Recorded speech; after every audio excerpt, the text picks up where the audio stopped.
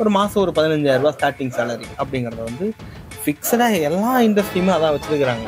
உங்கள் கம்பெனிலும் ஜென்ரலாக அந்த ரேஞ்சில் தான் வச்சுருக்கீங்க. எனக்கு என்னென்னா இந்த 15,000 வச்சு என்னையும் நான் பார்த்துக்கிறதே கஷ்டமாக இருக்குது. இதில் நான் லோன் வாங்கி படிச்சிருப்பேன், கோர்ஸ் படிச்சிருப்பேன், கடன் வாங்கி வச்சுருப்பேன், ஃபோன் வாங்கியிருப்பேன், பைக் வாங்கியிருப்பேன், இதெல்லாம் நடந்திருக்கும். இதுக்கு இஎம்ஐ கட்டணும், இதெல்லாம் இருக்குது. நீங்கள் கொடுக்குற அந்த 15,000 சம்பளத்தை வச்சு இத்தனையும் நான் பார்க்கவே முடியாது. என்னையை நான் பார்த்துக்கிறதே கஷ்டமாக இருக்குது. ஏன் நீங்கள் சம்பளம் தான் கொஞ்சம் சேர்த்து ஒரு 25,000 கொடுத்தா தான் என்ன பிரச்சனை உங்களுக்கு?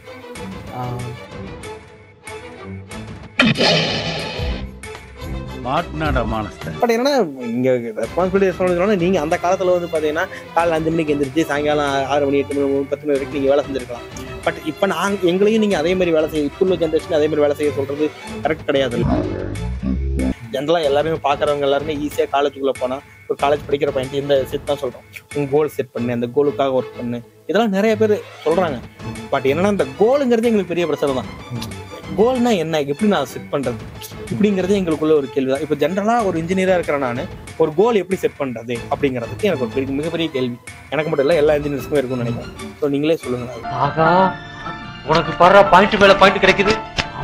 நான் திரும்ப அதே தான் சொல்கிறேன். நம்ம வந்து நமக்கு என்ன தெரியும் அதை வந்து நீங்கள் அனலைஸ் பண்ணணும். இது எங்களுக்கு தெரியாது, அதை நாங்கள் ஒத்துக்கிறோம். நாங்கள் கொரோனா பேட்சில் ஜாயின் பண்ணோம், கொரோனா பேட்சில் பாஸ் பண்ணிட்டோம், சரிங்களா? இப்போ எங்களுக்கு எதுவும் தெரியாது. இப்போ நாங்கள் வேலைக்கு போகணும்னு ஆசைப்பட்டுட்டோம். ஆனால் உண்மையாகவே எங்களுக்கு நீங்கள் எதிர்பார்க்குற எதுவுமே எங்களுக்கு கிடையாது. நீங்கள் பேசிக்காக அது தெரியுமா சொல்கிறீங்க, அதெல்லாம் எங்களுக்கு தெரியாது. இப்போ நாங்கள் என்ன தான் பண்ணுறோம்? இல்லை, இது தெரியும் நான் எதுவுமே சொல்ல கிடையாது. கம்பெனிக்குள்ள பாலிடிக்ஸ் நிறைய இருக்கும் போல சார் அப்படின்னு சொல்லிட்டு ஒரு கம்பெனியை பார்த்தோன்னே சொல்றாங்க. ஸோ இது எப்படி சார் பாக்குறீங்க? கம்பெனிக்குள்ள பாலிடிக்ஸ்லாம் இருக்குமா, அப்படிலாம் இருக்குமா? சாம்பார் அப்ப எனக்கு உங்களுக்கு ஒரு ஐடியா வருது அப்படின்னா இந்த ஐடியாவை ஒரு மிஷினா ஒரு ப்ராடக்டா மாத்துறதுக்கு என்னென்ன ஸ்டெப்ஸ் எல்லாம் நீங்க ஃபாலோ பண்ணுவீங்க? என்னென்ன ஸ்டார்ட் டு ஃப்ரம் ஸ்கிராச்ல இருந்து ப்ராடக்டா மாற வரைக்கும் என்னென்ன ஸ்டெப்ஸ் எல்லாம் பண்ணுவீங்க? அங்கே ஃபஸ்ட்டு வந்து பார்த்தீங்கன்னா சப்போர்ட் பண்ணுவாங்க. இப்போ என்கிட்ட வந்துட்டு ஒர்க் பண்ணுற ஒரு எம்ப்ளாயி நான் இதுக்கு மேலே வந்துட்டு என்னால் ஒர்க் பண்ண முடியல, தனியாக பிஸ்னஸ் பண்ணணும்னு சொன்னாங்கன்னா அதுக்கான சப்போர்ட் நானே பண்ணுறது தயாராக இருக்கேன். நிஜமாவா? இல்லை சும்மா இந்த வீடியோக்காகலாம் இங்கே சொல்லக்கூடாதுங்க. 100% வந்துட்டு நான் வந்துட்டு இது நான் சப்போர்ட் பண்ணுறது தயாராக இருக்கேன். இப்போ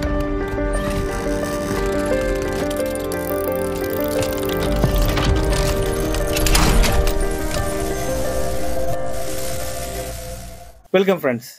இன்றைக்கி நம்ம மீட் பண்ணுறவர் பார்த்தீங்கன்னா இன்ஜினியர்ஸ் டு என்டர்ப்ரனர். ஸோ ஒரு இன்ஜினியராக ஒரு ஸ்டார்ட் பண்ணி இன்றைக்கி ஒரு என்டர்ப்ரனராக இருக்கார். மிஸ்டர் வெங்கடேஷ், ஆருத்ரா ஃபுட் மிஷின்ஸோட எம்டி. வெல்கம் வெங்கடேஷ். சொல்லுங்கள் வெங்கடேஷ், நீங்கள் ஒரு இன்ஜினியராக இருந்து இப்போ வந்து பார்த்தீங்கன்னா ஒரு என்டர்ப்ரனராக மாறிட்டீங்க. ஸோ உங்கள் ஜேர்னி எப்படி நீங்கள் ஸ்டார்ட் பண்ணீங்க, எங்கேருந்து ஸ்டார்ட் பண்ணீங்க? என்னோட ஜேர்னி வந்து பார்த்தீங்கன்னா நம்ம காலேஜ் படிக்கும் போதே என்னோட ஜேர்னி ஸ்டார்ட் பண்ணிட்டேன். காலேஜ் படிக்கும் போதேவா? சார் ஜென்ரலாக காலேஜ் படிக்கும் போதே பசங்கன்னா படத்துக்கு போகணும், கொஞ்சம் வெளியே பிக்னிக் போகணும், அங்கங்கே ஜாலியாக ஊர் சுற்றணும், எப்படியா இருந்தாலும் கிளாஸ் வந்து வெளியே அடிச்சிருவாங்க, இந்த மாதிரி தான் இருப்பாங்க. நீங்கள் எப்படி காலேஜ் படிச்சுக்கிட்டு இருக்கும் போதே இந்த மாதிரி என்டர்ப்ரனர் ஆகிறதெல்லாம்? காலேஜ் படிக்கும்போது நம்ம வந்து சினிமாவுக்கு போகிறது, அப்புறம் சுற்றுறது, இது மட்டுமே இல்லாமல் கொஞ்சம் நம்மளோட ஃபியூச்சருக்காகவும் நம்ம வந்து ஒர்க் பண்ணோம்னா நம்மளோட ஃபியூச்சர் நல்லாயிருக்கும். அப்போவே நீங்கள் ஒர்க் பண்ணியிருக்கீங்க அப்படின்னு நீங்கள் காலேஜில் வந்து ரொம்ப ரொம்ப நல்லா படிக்கிற ஒரு பையன் தானா? அப்படிலாம் கிடையாது, நான் வந்து ஒரு அவுட்ஸ்டாண்டிங் ஸ்டூடெண்ட் தான். அவுட்ஸ்டாண்டிங்னா வெளியே நிற்கிற ஸ்டூடெண்ட் தானே? Okay okay. ஸோ அப்போ வந்து பார்த்தீங்கன்னா உங்களுக்கு எப்படி நீங்கள் மெக்கானிக்கல் சூஸ் பண்ணீங்க? ஜென்ரலாக வந்து மெக்கானிக்கல் ஃபீல்டே வந்து யாருக்குமே ஆகாது. நீங்கள் ஒரு மெக்கானிக்கல் இன்ஜினியர் தான். ஸோ நீங்கள் எப்படி மெக்கானிக்கல் சூஸ் பண்ணீங்க, ஏன் சூஸ் பண்ணீங்க? மெக்கானிக்கல் வந்து பார்த்தீங்கன்னா இப்போ என்னோட அப்பா வந்து மில்லுக்கு வர ஸ்பேர்ஸ் வந்து மேனுஃபேக்சரிங் பண்ணிட்டு இருந்தார். ஓ ஓகே, சூப்பர். அதனால வந்து சின்ன வயசுல இருந்தே வந்து ஃப்ரீ டைம்ஸ்லாம் வந்து அப்பாவோட கம்பெனிக்கு போகிறது, அங்கே இருக்க ஒர்க் பண்ணுறது, அந்த மாதிரி தான் என்னோட லைஃப் ஸ்டைலே இருக்கும். அப்போ அந்த மாதிரி மெக்கானிக்கல் ரிலேட்டடாகவே போனனால எனக்கு ஒரு மெக்கானிக்கல் இன்ஜினியர் ஆகணும்னு சொல்லிட்டு ஒரு இன்ட்ரெஸ்ட் வந்துச்சு.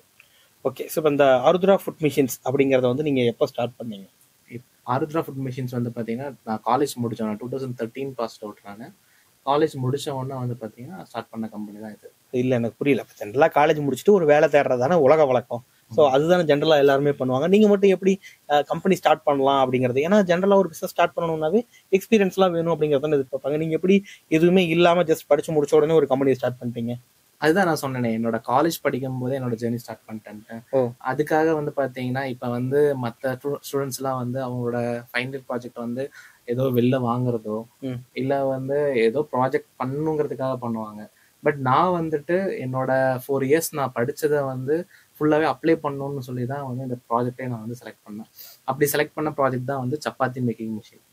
அப்படியா? இல்ல, என்னுடைய ப்ராஜெக்டும் pneumatic operated chapati making machine தான். ஆனா நீங்க சொன்ன மாதிரி அதை நான்லாம் பண்ணல. பட் நீங்க அது ஓனாவே அப்பவே நீங்க டிசைன் ஆமா, அது வந்து அதான் எனக்கு வந்து மெக்கானிக்கல் பேக்ரவுண்ட் இருந்தனால எனக்கு கம்பெனி இருந்துச்சு. ஓகே. அதனால அந்த கம்பெனில வந்து நானே ஓன் டிசைன் பண்ணி அந்த அந்த டைம்ல வந்து பாத்தீங்கன்னா இந்த மாதிரி கிச்சன் எக்யூப்மெண்ட் சம்பந்தமான மெஷினரிஸ் எல்லாம் கொஞ்சம் குறைவு தான் 2013 டைம்ல.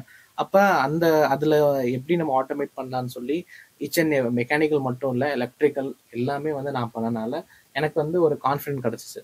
Okay okay. சோ அதுல இருந்து நீங்க அதை அப்படியே கம்பெனியா மாத்திட்டீங்க. அந்த மெஷினை வந்து பாத்தீங்கன்னா நெக்ஸ்ட் லெவல் எப்படி கொண்டு போலாம்னு சொல்லி மார்க்கெட்ல எல்லாம் சர்வே பண்ணிட்டு அதுக்கு அடுத்தடுத்து ஒவ்வொரு மிஷினா நான் வந்து பண்ண ஆரம்பிச்சுதான் இந்த ஆருத்ரா ஃபுட் மிஷின்ஸ் வந்துட்டு ஸ்டார்ட் பண்ணேன். இப்போ நியர்லி கிட்டத்தட்ட ஒரு மிஷின்ல ஸ்டார்ட் பண்ணது ஒரு 200+ மிஷினரிஸ் வந்து இப்போ மேனுஃபேக்சரிங் பண்ணிட்டு இருக்கோம். 200+ மிஷின்ஸ். ஓகே. சோ இது வரைக்கும் உங்க கம்பெனில இப்போ எவ்வளவு பேர் ஒர்க் பண்ணுவாங்க சார்? இப்போ என் கம்பெனில வந்து 30 பீப்புள்ஸ் வந்து ஒர்க் பண்றாங்க. 30 பீப்புள்ஸ் ஒர்க் பண்றாங்க. இது இல்லாம நீங்க அப்போ நம்ம இன்ஸ்டியூட்ல இருந்து வரவங்களுக்கு இன்டர்ன்ஷிப்ஸ் எல்லாம் கூட ப்ரொவைட் பண்ணிட்டு இருந்தீங்க.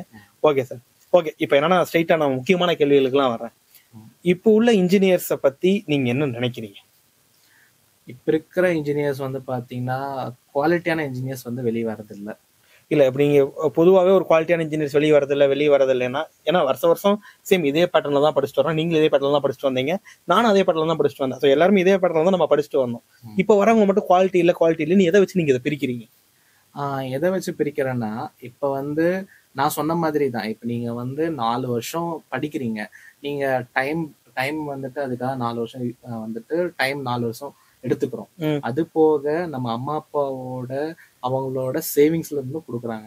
அப்ப இதெல்லாமே நம்ம வந்து இந்த நம்மளோட படிப்புக்காக செலவு பண்ணும்போது அதுல இருந்து வெளியில வரும்போது நம்ம ஒரு விஷயங்கள் கத்துக்கணும். இப்ப நீங்க காலேஜ் சேர வரைக்கும் பாத்தீங்கன்னா உங்களுக்கு எந்த ஒரு ஐடியாவும் இருக்காது. நம்ம எப்படி என்ன சொல்றதுங்க, ஒருத்தர் பின்னாடியே நம்ம போயிட்டு இருக்கோம். அட்லீஸ்ட் நம்ம காலேஜ் வந்ததுக்கு அப்புறமாவது நமக்கு என்ன தெரியும் அப்படின்னு தெரிஞ்சுக்கிட்டு அதுக்கு தகுந்த மாதிரி வந்து நம்மளோட ஒர்க்கு, நம்மளோட எந்த மாதிரி ஒர்க் நமக்கு செட் ஆகுமோ அதுக்கு தகுந்த மாதிரி நம்மளோட ப்ரொஃபஷனல் செலக்ட் பண்ணணும். நீங்க கரெக்ட் தான். பட் என்னன்னா இன்னைக்கு இன்ஜினியர்ஸ் பார்க்கும்போது என்னன்னா எனக்கு என்ன ஒர்க் செட் ஆகும்னு எனக்கு தெரியல. ஃபர்ஸ்ட் விஷயம், ஃபர்ஸ்ட் எனக்கு ஒர்க்கே பிடிக்கல. எனக்கு ஒர்க்கே தேவையில்லை, நான் எடுத்த உடனே பிசினஸ்க்கு போகணும், இப்படிதான் எனக்கு எண்ணமே இருக்குது. ஆனா பிசினஸ் பண்ணணுங்கிறது என்ன கிடையாது. நான் எதுவுமே பண்ண வேண்டாம், சும்மா இருக்கலாம் தான் எனக்கு தோணுது. சரிங்களா? சோ அப்படி இருக்கிற நானு நீங்க சொல்ற மாதிரி எனக்கு என்ன வேணும், என்ன பிடிக்கும், எது செட் ஆகும்னு இதெல்லாம் யோசிக்கிறதுக்கான டைமே எனக்கு கிடையாது. அதனால நான் வந்து பாத்தீங்கன்னா நீங்க சொல்ற மாதிரி எடுத்தோடனே அந்த கான்சியஸ்ல எங்களால வர முடியாது. இப்ப உள்ள பசங்களை வந்து வர முடியல. பட் இப்ப பசங்க வெளியே வரக்கூடிய பசங்க எல்லாருமே குவாலிட்டி இல்லாத பசங்க தான் நீங்க சொல்லுவீங்களா? எல்லாருமே சொல்ல முடியாது. இப்ப நீங்க நல்ல குவாலிட்டியான பசங்க வந்து பாத்தீங்கன்னா வேலை தேடி வரவே மாட்டாங்க. அப்புறம் அவங்க வந்து பாத்தீங்கன்னா கேம்பஸ்லயோ இல்ல வந்துட்டு காலேஜ் விட்டு வெளியே வர்றதுக்கு முன்னாடியே அவங்களுக்கான கோல் செட் பண்ணி அவங்க வந்து என்ன ஒரு காலேஜ் விட்டு ஒரு நல்ல ஒரு வேலைக்கு போகணுமோ இல்ல வந்துட்டு ஒரு பிசினஸ் ஸ்டார்ட் பண்ணணுமோ அதுதான் பண்ணுவாங்க. பட் வந்துட்டு இவங்க வந்து காலேஜ் முடிச்சதுக்கு அப்புறம் அடுத்து நம்ம என்ன பண்ணலாம்னு யோசிக்கிறாங்கனாலே அவங்க கிட்ட வந்து சரியான வந்து ஒரு குவாலிட்டியான ஒரு டிசிஷன் இல்லைன்னு தான் நான் சொல்லுவேன். ஓகே. இப்போ நீங்க இந்த கோல் பத்தி சொல்லணும் தான், கோல் இருந்து எனக்கு வருது. ஜென்ரலா எல்லாருமே பாக்குறவங்க எல்லாருமே ஈஸியா காலேஜுக்குள்ள போனா ஒரு காலேஜ் படிக்கிற பையன் இந்த செட் தான் சொல்றோம், உங்க கோல் செட் பண்ணு, அந்த கோலுக்காக ஒர்க் பண்ணு, இதெல்லாம் நிறைய பேர் சொல்றாங்க. பட் என்னன்னா இந்த கோலுங்கிறது எங்களுக்கு பெரிய பிரச்சனை தான். கோல்னா என்ன, எப்படி நான் செட் பண்றது இப்படிங்கறது எங்களுக்குள்ள ஒரு கேள்விதான். இப்ப ஜென்ரலா ஒரு இன்ஜினியரா இருக்கிற நானு ஒரு கோல் எப்படி செட் பண்றது அப்படிங்கிறதுக்கு எனக்கு ஒரு மிகப்பெரிய கேள்வி. எனக்கு மட்டும் இல்ல, எல்லா இன்ஜினியர்ஸ்க்குமே இருக்கும்னு நினைக்கிறேன். சோ நீங்களே சொல்லுங்க. சிம்பிள் தான். இப்ப நீங்க வந்து பாத்தீங்கன்னா இப்ப நீங்க ஒரு மெக்கானிக்கல் இன்ஜினியர் தான், பட் நீங்க யூடியூப்ல நிறைய வீடியோஸ் போட்டு இருக்கீங்க, இப்ப ட்ரைனிங் இன்ஸ்டியூட் வச்சிருக்கீங்க. அப்ப வந்து உங்களுக்கு வந்துட்டு பாத்தீங்கன்னா நீங்க காலேஜ் படிக்கும் போது இந்த மாதிரி ஏதோ ஒரு செயல் செஞ்சிருப்பீங்க. அந்த செயல் செய்யும் போது அது உங்களுக்கு வந்து ரொம்ப சந்தோஷமா இருக்கும், நீங்க டயர்ட் ஆகாம இருந்திருப்பீங்க. அப்ப நம்ம வந்துட்டு நம்மளே வந்துட்டு பாத்தீங்கன்னா வந்து நமக்கு என்ன வரும், நம்ம எது பண்ணும்போது நம்ம ஹாப்பியா இருக்கோம், இல்ல இது வந்து நம்ம செய்யும் போது ரொம்ப நமக்கு கடுப்பா இருக்கு, அந்த மாதிரி எல்லாம் எதெல்லாம் இருக்கு, எதெல்லாம் நம்ம பண்ணும்போது சந்தோஷமா இருக்கும் அப்படிங்கறத நம்ம தெரிஞ்சுக்கிட்டு அப்ப இந்த வேலை நமக்கு வந்து செட் ஆகும்னு சொல்லி நீங்க அந்த வேலையை நீங்க சூஸ் பண்ணீங்கன்னா உங்க லைஃப் வந்து பாத்தீங்கன்னா இந்த வேலை செய்யும் போது எந்த ஒரு டயர்டும் இருக்காது, ஈஸியாவும் வந்து நம்ம வந்து அதில் சக்சஸ் ஆகலாம். அதாவது எந்த வேலை செய்யும் போது பசியோ தூக்கமோ இல்லையோ அதுதான் நம்மளுக்கான வேலை அப்படிங்கறது. கரெக்ட்.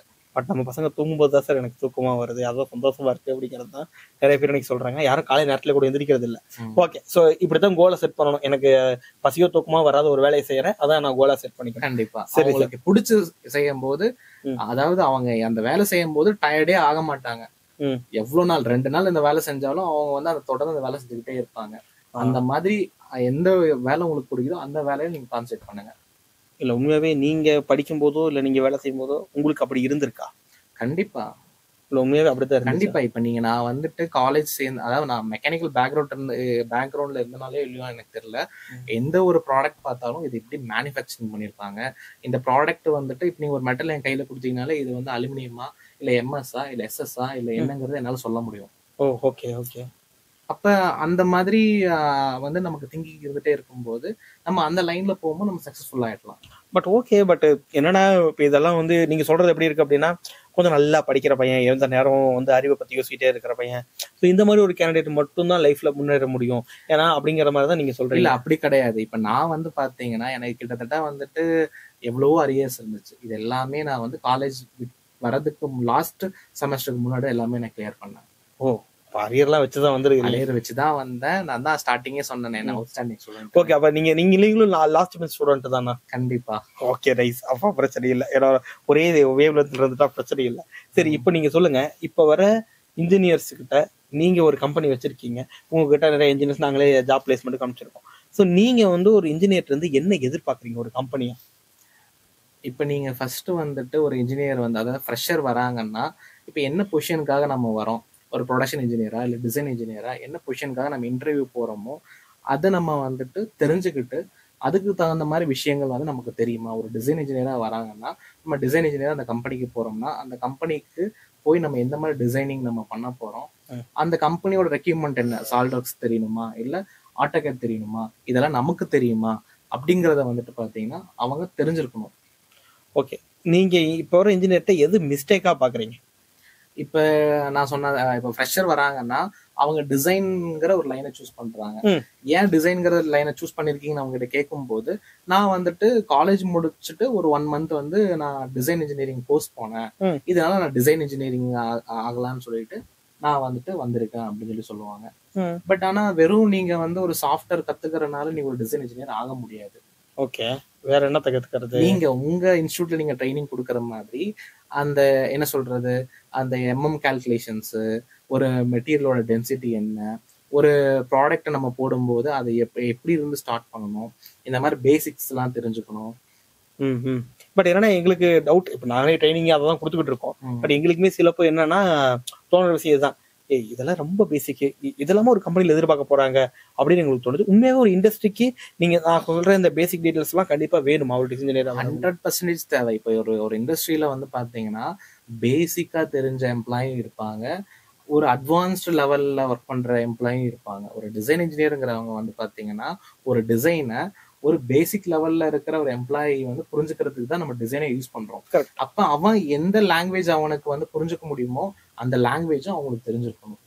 ஓகே, ஸோ இப்போ அந்த லெவல்ல பேசிக் லெவல் இண்டஸ்ட்ரிக்குள்ள யூஸ் ஆகும். பேசிக் தெரிஞ்சிருக்கணும். ஓகே சார், இப்போ என்ன நான் பசங்கள்ட்ட கேட்ட வரைக்கும் எங்களுக்கு வர ஃபீட்பேக்ஸ்ல என்னன்னா, சார் கம்பெனிக்குள்ள போனா எங்களுக்கு வந்து டிசைன் வேலை கொடுக்க மாட்டாங்க, டிசைன் தான் சொல்லி எடுக்கிறாங்க, ஆனா டிசைன் வேலை கொடுக்க மாட்டாங்க, போய் ப்ரொடக்ஷன்ல போய் என்னாச்சுன்னு ஃபாலோ பண்ணு அப்படிங்கிறாங்க, குவாலிட்டியில இல்ல அசம்பிளி லைன்ல போய் நின்று பாரு, சூப்பர்வைஸ் பண்ணு, கரெக்டா போயிட்டு இருக்கான்னு செக் பண்ணு அப்படின்னு சொல்றாங்க. பட் நான் ஒரு டிசைன் இன்ஜினியர், இந்த டிசைன் இன்ஜினியரா வேலைக்கு எடுத்துட்டு மத்த இந்த வேலையெல்லாம் கொடுக்கறது கரெக்ட் கிடையாது இல்ல. அது வந்து எதுக்காகனா, இப்ப நீங்க வந்து ஒரு டிசைன் இன்ஜினியர்னா நீங்க வந்து ஒரு கம்ப்யூட்டர்ல இருந்தே வந்து நீங்க எல்லாமே டிசைன் பண்ண முடியாது. இப்ப நீங்க ஒரு இண்டஸ்ட்ரியலுக்கு ஒரு ஸ்டாண்டர்ட்ஸ் இருக்கும். ஓகே சரிங்களா, இப்ப வந்து எக்ஸாம்பிளுக்கு நான் சொல்றேனே, இப்ப நீங்க ஒரு தீப்பெட்டி வந்துட்டு நீங்க டிசைன் பண்ணணும்னு வச்சுக்கோங்க. அந்த தீப்பெட்டியை அவன் பிசிக்கலா பார்த்தா மட்டும்தான் அது வந்து என்ன ஒர்க்குக்காக வருது, அதை எப்படி மேனுஃபேக்சரிங் பண்றாங்க அப்படிங்கிற எல்லா விஷயம் அவங்க தெரிஞ்சுக்க முடியும். அதை டிசைன் பண்ண சொன்னோம்னா அதே மாதிரி டிசைன் பண்ண முடியும். பட் ஆனா வந்து ஜஸ்ட் நீங்க வந்து ஒரு போட்டோவோ ஏதோ பார்த்துட்டு தீப்பெட்டி டிசைன் பண்ணுன்னு சொன்னீங்கன்னா அவன் ஜஸ்ட் என்ன பண்ணுவாங்க, எக்ஸ்ட்ரூட் பண்ணிட்டு உள்ள ஒரு பாக்ஸும் மேல வர ஒரு பாக்ஸும் தான் போடுவாங்க. பட் ஆனா ஒரு தீப்பெட்டி வந்து மேனுஃபேக்சரிங் எவ்வளவு இருக்கு, அதை ஃபோல்டு பண்ணணும், அதுல எவ்வளோ பில் ஆஃப் மெட்டீரியல்ஸ் இருக்கு, அந்த பில் ஆஃப் மெட்டீரியல்ஸ் என்ன திக்னஸ்ல வருது, இந்த மாதிரி டீடைல்ஸ் இருக்கு. இப்ப இது எல்லாமே வந்துட்டு நீங்க வெறும் டிசைன் மட்டுமே பண்ணீங்கன்னா பண்ணவே முடியாது. அவங்க வந்து மெஷினிங் ஆப்ரேஷன்ஸ் என்னங்கிறது தெரிஞ்சுக்கணும், அசம்பிளி எப்படி பண்றாங்கன்னு தெரிஞ்சுக்கணும், ரா மெட்டீரியல்ஸ் வந்துட்டு என்னென்ன ரா மெட்டீரியல்ஸ் இருக்குன்னு தெரிஞ்சுக்கணும், அந்த ரா மெட்டீரியல்ஸ்ல என்னென்ன ஸ்டாண்டர்ட்ஸ் இருக்குன்னு தெரிஞ்சுக்கணும். இதெல்லாமே தெரிஞ்சா மட்டும்தான் அவங்க வந்து ஒரு ப்ராப்பரா டிசைன் பண்ண முடியும். நீங்க டிசைன் இதெல்லாம் பார்க்காம நீங்க போய் வெறும் டிசைன் மட்டும் பண்ணிட்டு இருந்தாங்கன்னா அவங்க வந்து அவங்களால ஒரு குவாலிட்டியான டிசைன் வந்துட்டு பண்ணவே முடியாது. அவங்க பண்ண டிசைனுமே வந்து பாத்தீங்கன்னா அவங்களுக்கு கீழே ஒர்க் பண்றவங்களுக்கு வந்து இப்ப அசம்பிளி பண்றாங்க எப்படின்னே தெரியலனா ஒரு அசம்பிளி லைன் இருக்கவங்க கிட்ட வந்து எப்படி நீங்க அசம்பிளி பண்ணணும்னு ஒரு அசம்பிளி டயக்ராம் கொடுக்க முடியும். ஓகே, சோ அதனால எல்லா பக்கமே நாங்க வேலை பார்த்தா கண்டிப்பா ஒரு டிசைன் இன்ஜினியருங்கிறவங்க வந்து பாத்தீங்கன்னா அது ஃப்ரெஷரா இருந்தாங்கன்னா கம்பல்சரி வந்துட்டு எல்லாமே தெரிஞ்சுக்கிட்டாங்க மட்டும்தான் அவங்க ஒரு குவாலிட்டியான ஒரு டிசைன் அவங்களால பண்ண முடியும். ஓகே, ஸோ இப்போ எங்களுக்கு என்னன்னா இப்போ கம்பேர் டு ஐடி நார்மலா அவங்கள வம்பளுக்காம எங்களால எதுவுமே கேட்க முடியாது. ஏன்னா இப்போ ஐடி செக்டர் இருக்கிறாங்க. இப்போ ஐடி ஃபீல்டுக்குள்ளேயும் இங்க மெக்கானிக்கல் இன்ஜினியரிங் கம்பேர் பண்ணும்போது ஐடியில மட்டும் படிச்ச உடனே எடுத்தோடனே ஒரு 50,000 சேலரி பர் மந்த், 40,000, 30,000, மினிமம் 25,000 இன்னைக்கு அவங்களுக்கு சேலரி இருக்கு. பட் ஒரு மெக்கானிக்கல் இன்ஜினியரா நான் ஃப்ரெஷரா போய் கோர்ஸ் படிக்கிறேன் படிக்கல அதெல்லாம் செகண்டரி. இதெல்லாம் எதை படிச்சாலுமே எனக்கு ஸ்டார்டிங் சேலரி இன்னைக்கு ஆவரேஜா பாத்தீங்கன்னா 15 to 20 ரேஞ்சில் தான் இருக்குது. ஏன் இப்படி இருக்கு? இப்ப நீங்க ஒரு சிசிடிவி வந்துட்டு பிக்ஸ் பண்றாங்கன்னு வச்சுக்கோங்க, அது கூட ஐடின்னு சொல்றாங்க. ஒரு பிபிஓல போய் ஒர்க் பண்றவங்க கூட ஐடின்னு சொல்றாங்க. ஓகே, அது இருக்கதான் செய்யுது ஃபீல்டுக்குள்ள இருக்கு. இப்ப இனிஷியலா அவங்க என்ன சேலரிக்கு வேலைக்கு போறாங்க, அவங்களோட growth எப்படி இருக்குன்னு சொல்லி நீங்க அவங்களோட growthக்கும் ஒரு மெக்கானிக்கல் இன்ஜினியர் வந்துட்டு இனிஷியலா என்ன சேலரி வாங்குறாங்க அவங்களோட growthக்கும் கிராஃப் போட்டு பாத்தீங்கன்னா மெக்கானிக்கல் இன்ஜினியரோட வந்து பாத்தீங்கன்னா வந்து ரொம்ப ஹையா இருக்கும். ஓகே, ஸோ 10 years கம்பேர் பண்ணும்போது ஓகே ஹையா இருக்குது. பட் எனக்கு அப்புறமேல் கிடைக்கிற பலாப்பழத்தை விட இப்ப இருக்கிற கலா கையை கொஞ்சம் நல்லா இருக்கிற மாதிரி தோணுது எங்களுக்கெல்லாம். அதனாலயே நாங்க மெக்கானிக்கல் முடிச்சு நிறைய பேர் ஐடிக்கு இன்னைக்கு போறாங்க. நீங்க ஐடிக்கு கூட போக தேவையில்லையே, ஸ்விக்கி ஜொமேட்டோல போனா கூட அந்த சேலரி வாங்கிக்கலாமே. அதுவும் கரெக்ட் தான். பட் அதான் இது வந்து கரெக்டா போயிட்டு இருக்குன்னு நினைக்கிறீங்களா? இப்படி போறது கண்டிப்பா. அதாவது வந்துட்டு நீங்க வந்து இப்ப ஒரு ட்ரைனிங் இன்ஸ்டியூட்ல போய் நீங்க வந்து 10,000 20,000 பே பண்ணி நீங்க ஒரு விஷயம் தெரிஞ்சுக்கிறீங்க. அது என் கம்பெனிக்கு வரும்போது அவனுக்கு ஒரு நல்ல சேலரி கொடுத்து அவனுக்கு நான் வந்து ட்ரைனிங் கொடுக்குறேன். ஓகேங்களா? இப்ப நான் ட்ரைனிங் பீரியட்ல வந்து நல்ல சேலரி கொடுத்தேன்னா இப்ப சிம்பிள் கான்செப்ட் தான். இப்ப நான் வந்து ஒரு 10 ரூபாய்க்கு போய் வாழைப்பழம் வாங்குறேன். பட் அந்த வாழைப்பழத்தோட ஒர்த் வந்து 1 ரூபி தான். நான் 10 ரூபா கொடுத்து வாங்கும்போது நான் அது சாட்டிஸ்ஃபைடா இருக்க முடியுமா? கண்டிப்பா முடியாது. அதேதான். இப்ப என்கிட்ட ஒரு ஃப்ரெஷர் வராங்க, அவங்களுக்கு வந்து ஒரு 50,000 நான் சேலரி கொடுக்குறேன்னு வச்சுக்கோங்க. பட் அவங்களோட பர்ஃபார்மன்ஸ் வந்து ஒரு 5,000 தான் இருக்குன்னு வச்சுக்கோங்க. அதை நான் எப்படி சாட்டிஸ்ஃபைட் ஆக முடியும் அவங்களோட ஒர்க்ல? இல்ல அவங்க மேல எனக்கு வந்து ஒரு வெறுப்பு தான் வரும். உனக்கு இவ்வளவு சேலரி கொடுக்குறேன், உனக்கு நான் தான் சொல்லி தர வேண்டியதா இருக்கு அப்படிங்கிற ஒரு வெறுப்பு தான் வரும் அவங்க மேல. இல்ல அப்ப வந்து காலேஜ் ஆகட்டும் இல்ல ஒரு ட்ரைனிங் இன்ஸ்டியூட் ஆகட்டும் எதையுமே பசங்களுக்கு சொல்லி கொடுக்காம தான் இண்டஸ்ட்ரிக்குள்ள அப்படியே அனுப்புறதா நீங்க நினைக்கிறீங்களா? இண்டஸ்ட்ரியலோட எக்ஸ்பீரியன்ஸ்ங்கிறது வேற, ஒரு காலேஜ் ஒரு ட்ரைனிங் இன்ஸ்டியூட்டோட எக்ஸ்பீரியன்ஸ் வேற. இப்ப நீங்க டே டு டே இப்ப வந்து என்ன சொல்றதுங்க, ஒரு ப்ராக்டிக்கலா ரியல் லைஃபுக்கும் ஒரு ஸ்டடிக்காக யூஸ் பண்ற இதுவும் டிஃபரன்ஸ் இருக்குல்ல. ஓகே, அதனால எப்படி சொல்றேன், இப்ப வந்து என்னன்னா என் கம்பெனிக்கு வரும்போது ஒரு ஸ்டூடெண்ட் வந்து அவன் டிசைன் பண்ணி லைவா பாக்குறான். அவன் சிஸ்டம்ல பார்த்த விஷயம் என்ன சொல்றது பிசிக்கலா வந்து வரும். அப்ப அதை பார்க்கும்போது அவன் உண்மையாவே அதுக்காக ஒர்க் பண்ணியிருந்தானா அவன் அவ்வளவு சந்தோஷப்படுவான். நான் டிசைன் பண்ணது இவ்வளவு ப்ராடக்டா வந்து நிக்குது, இது இப்படி ஒர்க் பண்ணுது அப்படிங்கிறது அவனுக்குள்ளாரே வந்து ஒரு சாட்டிஸ்ஃபைடு ஆகும். அப்ப அவனுக்கு ஒரு ஜாப் சாட்டிஸ்ஃபைடும் இருக்கும், இது நான் கரெக்டான லைன் தான் நான் தேர்ந்தெடுத்திருக்கேன் அப்படிங்கிற ஒரு சாட்டிஸ்ஃபையும் ஆவாங்க. ஓகே, ஸோ இப்போ வந்து ஒரு ஃப்ரெஷரா இன்டர்வியூக்குள்ள ஒரு கம்பெனிக்குள்ள போறாங்க அப்படின்னா நீங்க எதையெல்லாம் பார்த்து ஒரு கேண்டிடேட்டை சூஸ் பண்ணுவீங்க? நிறைய மார்க். அதாவது வந்துட்டு இதை நாம ரெண்டா பிரிக்கலாம். என் கம்பெனி வந்து பாத்தீங்கன்னா ஒரு நல்ல டைமிங் இருக்கிற டைமா இருந்துச்சுன்னா ஃப்ரெஷருக்கு வந்துட்டு எந்த நாலேஜுமே கிடையாது, பட் அவனை பார்க்கும்போது ஒரு நல்ல ஒரு ரெஸ்பான்சிபிலிட்டி இருக்கு, அவன் கமிட்டடா வந்து ஒர்க் பண்ணுவான். நான் வந்துட்டு நீங்க வந்து சொல்ற மாதிரி என்ன எல்லாம் ஒர்க்குமே பண்றேன், டைமிங்ஸும் நான் பார்க்காம ஒர்க் பண்றேன், ரெஸ்பான்சிபிலிட்டி நம்ம என்ன கேள்வி கேட்டாலுமே வந்துட்டு அவங்களுக்கு தெரியுதோ தெரியலையோ தெரிஞ்ச மாதிரி காமிக்காம ஃப்ராங்கா எனக்கு தெரியல அப்படின்னு சொல்ற மாதிரியும், ரெஸ்பான்சிபிலிட்டி ஒரு ஒர்க்கு கொடுத்தோம்னா அதை கம்ப்ளீட் பண்ணிடுவாங்க அப்படிங்கிற மாதிரி ஒரு இருந்துச்சுன்னா அந்த ஃப்ரெஷர் நாங்க வேலைக்கு எடுத்துப்போம். ஓகே, ரெஸ்பான்சிபிளா இருக்கிற கேண்டிடேட் தான் தான். பட் ரெஸ்பான்சிபிள் அப்படிங்கிறது வந்து கொஞ்சம் கம்மியாக தான் இருக்கிறாங்க. நீங்கள் தேடி பிடிச்சாதான் நீங்கள் அந்த மாதிரி எடுக்க முடியும். ஓகே, இப்போ எங்களுக்கு என்னன்னா கம்பெனிக்குள்ளே போயாச்சு, ஒரு ஃப்ரெஷராக உள்ளே போயிட்டேன். போனதுக்கு அப்புறமா எனக்கு வந்து ஒரு growth வேணும் இல்லையா? பர்சனலாக நான் கற்றுக்கிறேன், வேலை செய்கிறேன், எனக்கு சேலரி கிடைக்குது, எல்லாம் ஓகே. ஸோ என்னுடைய growth கம்பெனியில் நான் எப்படி இருந்தா எனக்கு growth இருக்கும்? இப்ப கம்பெனில வந்து பாத்தீங்கன்னா நிறைய பொசிஷன்ஸ் இருக்கும். இப்ப ஒரு டிசைனர் வந்து ஜூனியரா போறாங்கன்னா அதுக்கடுத்து டிசைன்ல சீனியரா ஆகலாம். இப்ப அந்த ஜூனியர் வந்துட்டு 10 வருஷம் ஆனாலும் ஜூனியரா இருந்தாங்கன்னா அவங்களுக்கு எந்த growth-ம் கிடையாதுங்க. கரெக்ட். சீனியர் ஆகிறதுக்கான தாட்ஸோட வந்து சீனியர் ஆயிட்டாங்கன்னா அவங்களுக்கான growth இருக்கும். ஓகே, இப்போ நான் ஜூனியரா இருந்து எப்படி இந்த சீனியர் டிசைன் இன்ஜினியரா நான் மாறுறது? அதுக்கு நான் என்னெல்லாம் கம்பெனிக்குள்ள ஆக்டிவிட்டி பண்ணணும்? இப்ப வந்து ஒரு ஒரு இண்டிவிஜுவலோட growth தான் அந்த கம்பெனியோட growth. ஓகே, சரிங்களா? இப்ப அந்த இண்டிவிஜுவல் வந்து அந்த சீனியர் டிசைனர் வந்து பாத்தீங்கன்னா என்ன மாதிரி ஒர்க் பண்றாங்க. இப்ப வந்து ஒரு ஜூனியர் டிசைனர் வந்து ஒரு டிசைன் பண்ணாங்கன்னா சீனியர் டிசைனர் பார்க்கும்போது நிறைய மிஸ்டேக்ஸா இருந்துச்சுன்னா அவர் வந்து சீனியர் ஆகவே முடியாது.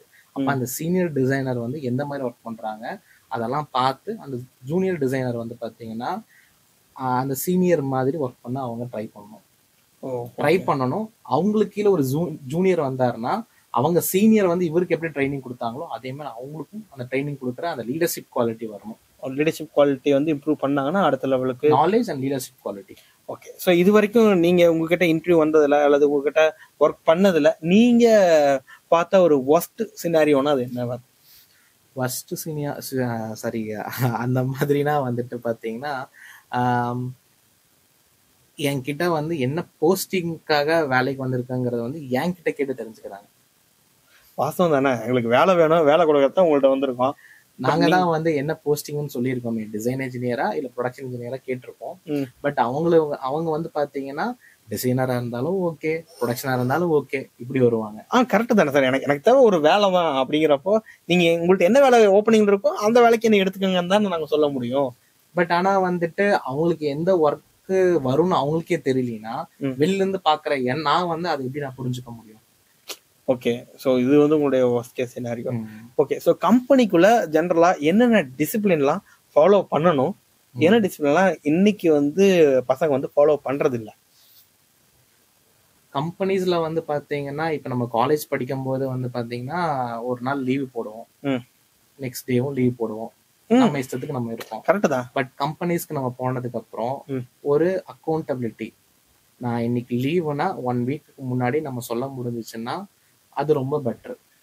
கேஸ் எமர்ஜென்சி கேஸ்ல வந்து நம்ம திடீர்னு லீவ் போட்டாலுமே அப்ப அவங்களுக்குன்னு சொல்லி நம்ம ஒரு ஒர்க் அவங்களுக்குன்னு இருக்கிற ஒர்க்கை வந்துட்டு அவங்களுக்கு கீழே இருக்க ஜூனியர்ஸ்க்கோ இல்ல சீனியர்ஸ்க்கோ வந்துட்டு இந்த மாதிரி எமர்ஜென்சி நான் வரல, இந்த மாதிரி ஒர்க்லாம் பெண்டிங்ஸ்ல இருக்குங்கிற ஒரு அப்டேட்ஸ். ஏன்னா இது மெக்கானிக்கல் ஃபீல்ட பொறுத்தவரையில இது தேவைப்படுது.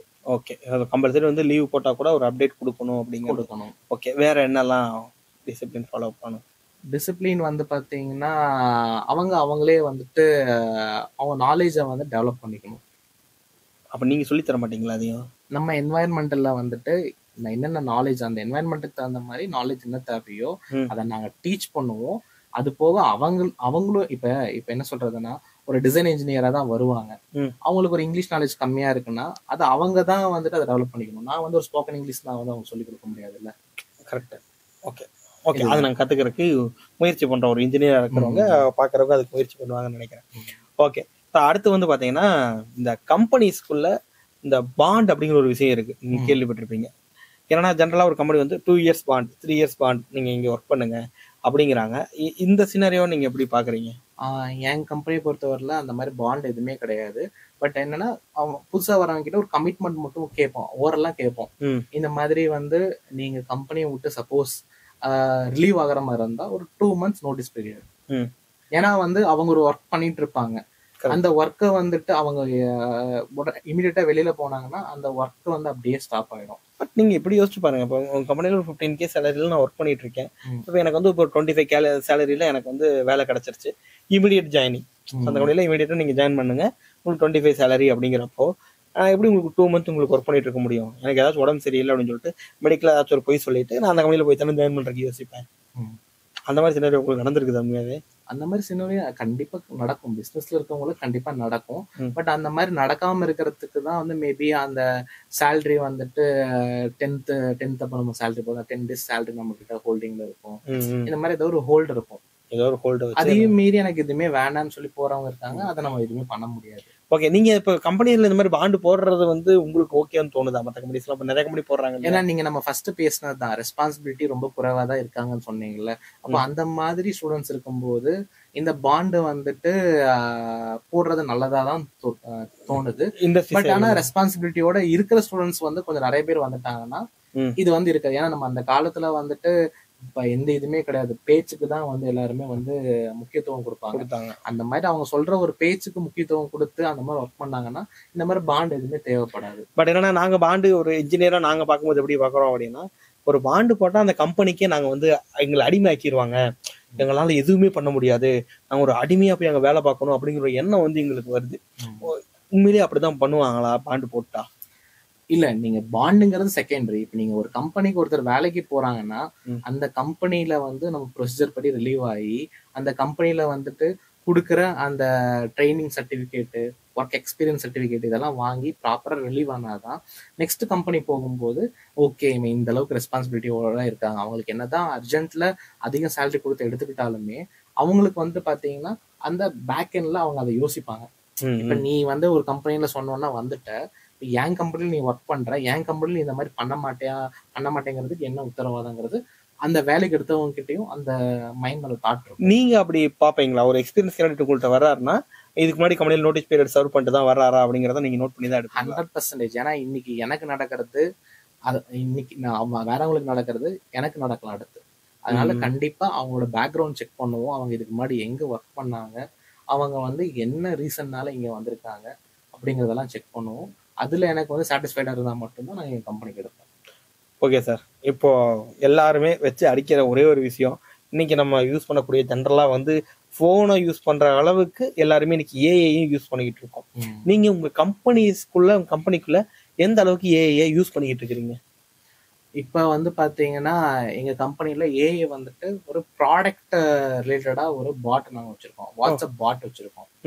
அந்த பாட்டை வந்துட்டு ஒரு கஸ்டமர் வந்து அந்த பாட்டுக்கு மெசேஜ் பண்ணாங்கன்னா அவங்களுக்கு என்ன மாதிரி ப்ராடக்ட் வேணும்னு அந்த பாட் கேட்கும். அந்த ப்ராடக்ட் பத்தி அவங்க கேட்கும்போது அதுவே வந்து ஆன்சர் பண்ணிட்டே இருக்கும். அதோட பிரைஸ் என்ன, அதோட ஸ்பெசிபிகேஷன்ஸ் என்ன, அது என்ன ஹெச்பி இருக்கு, அந்த மாதிரி எல்லா டீடைல்ஸுமே அது கொடுத்துரும்.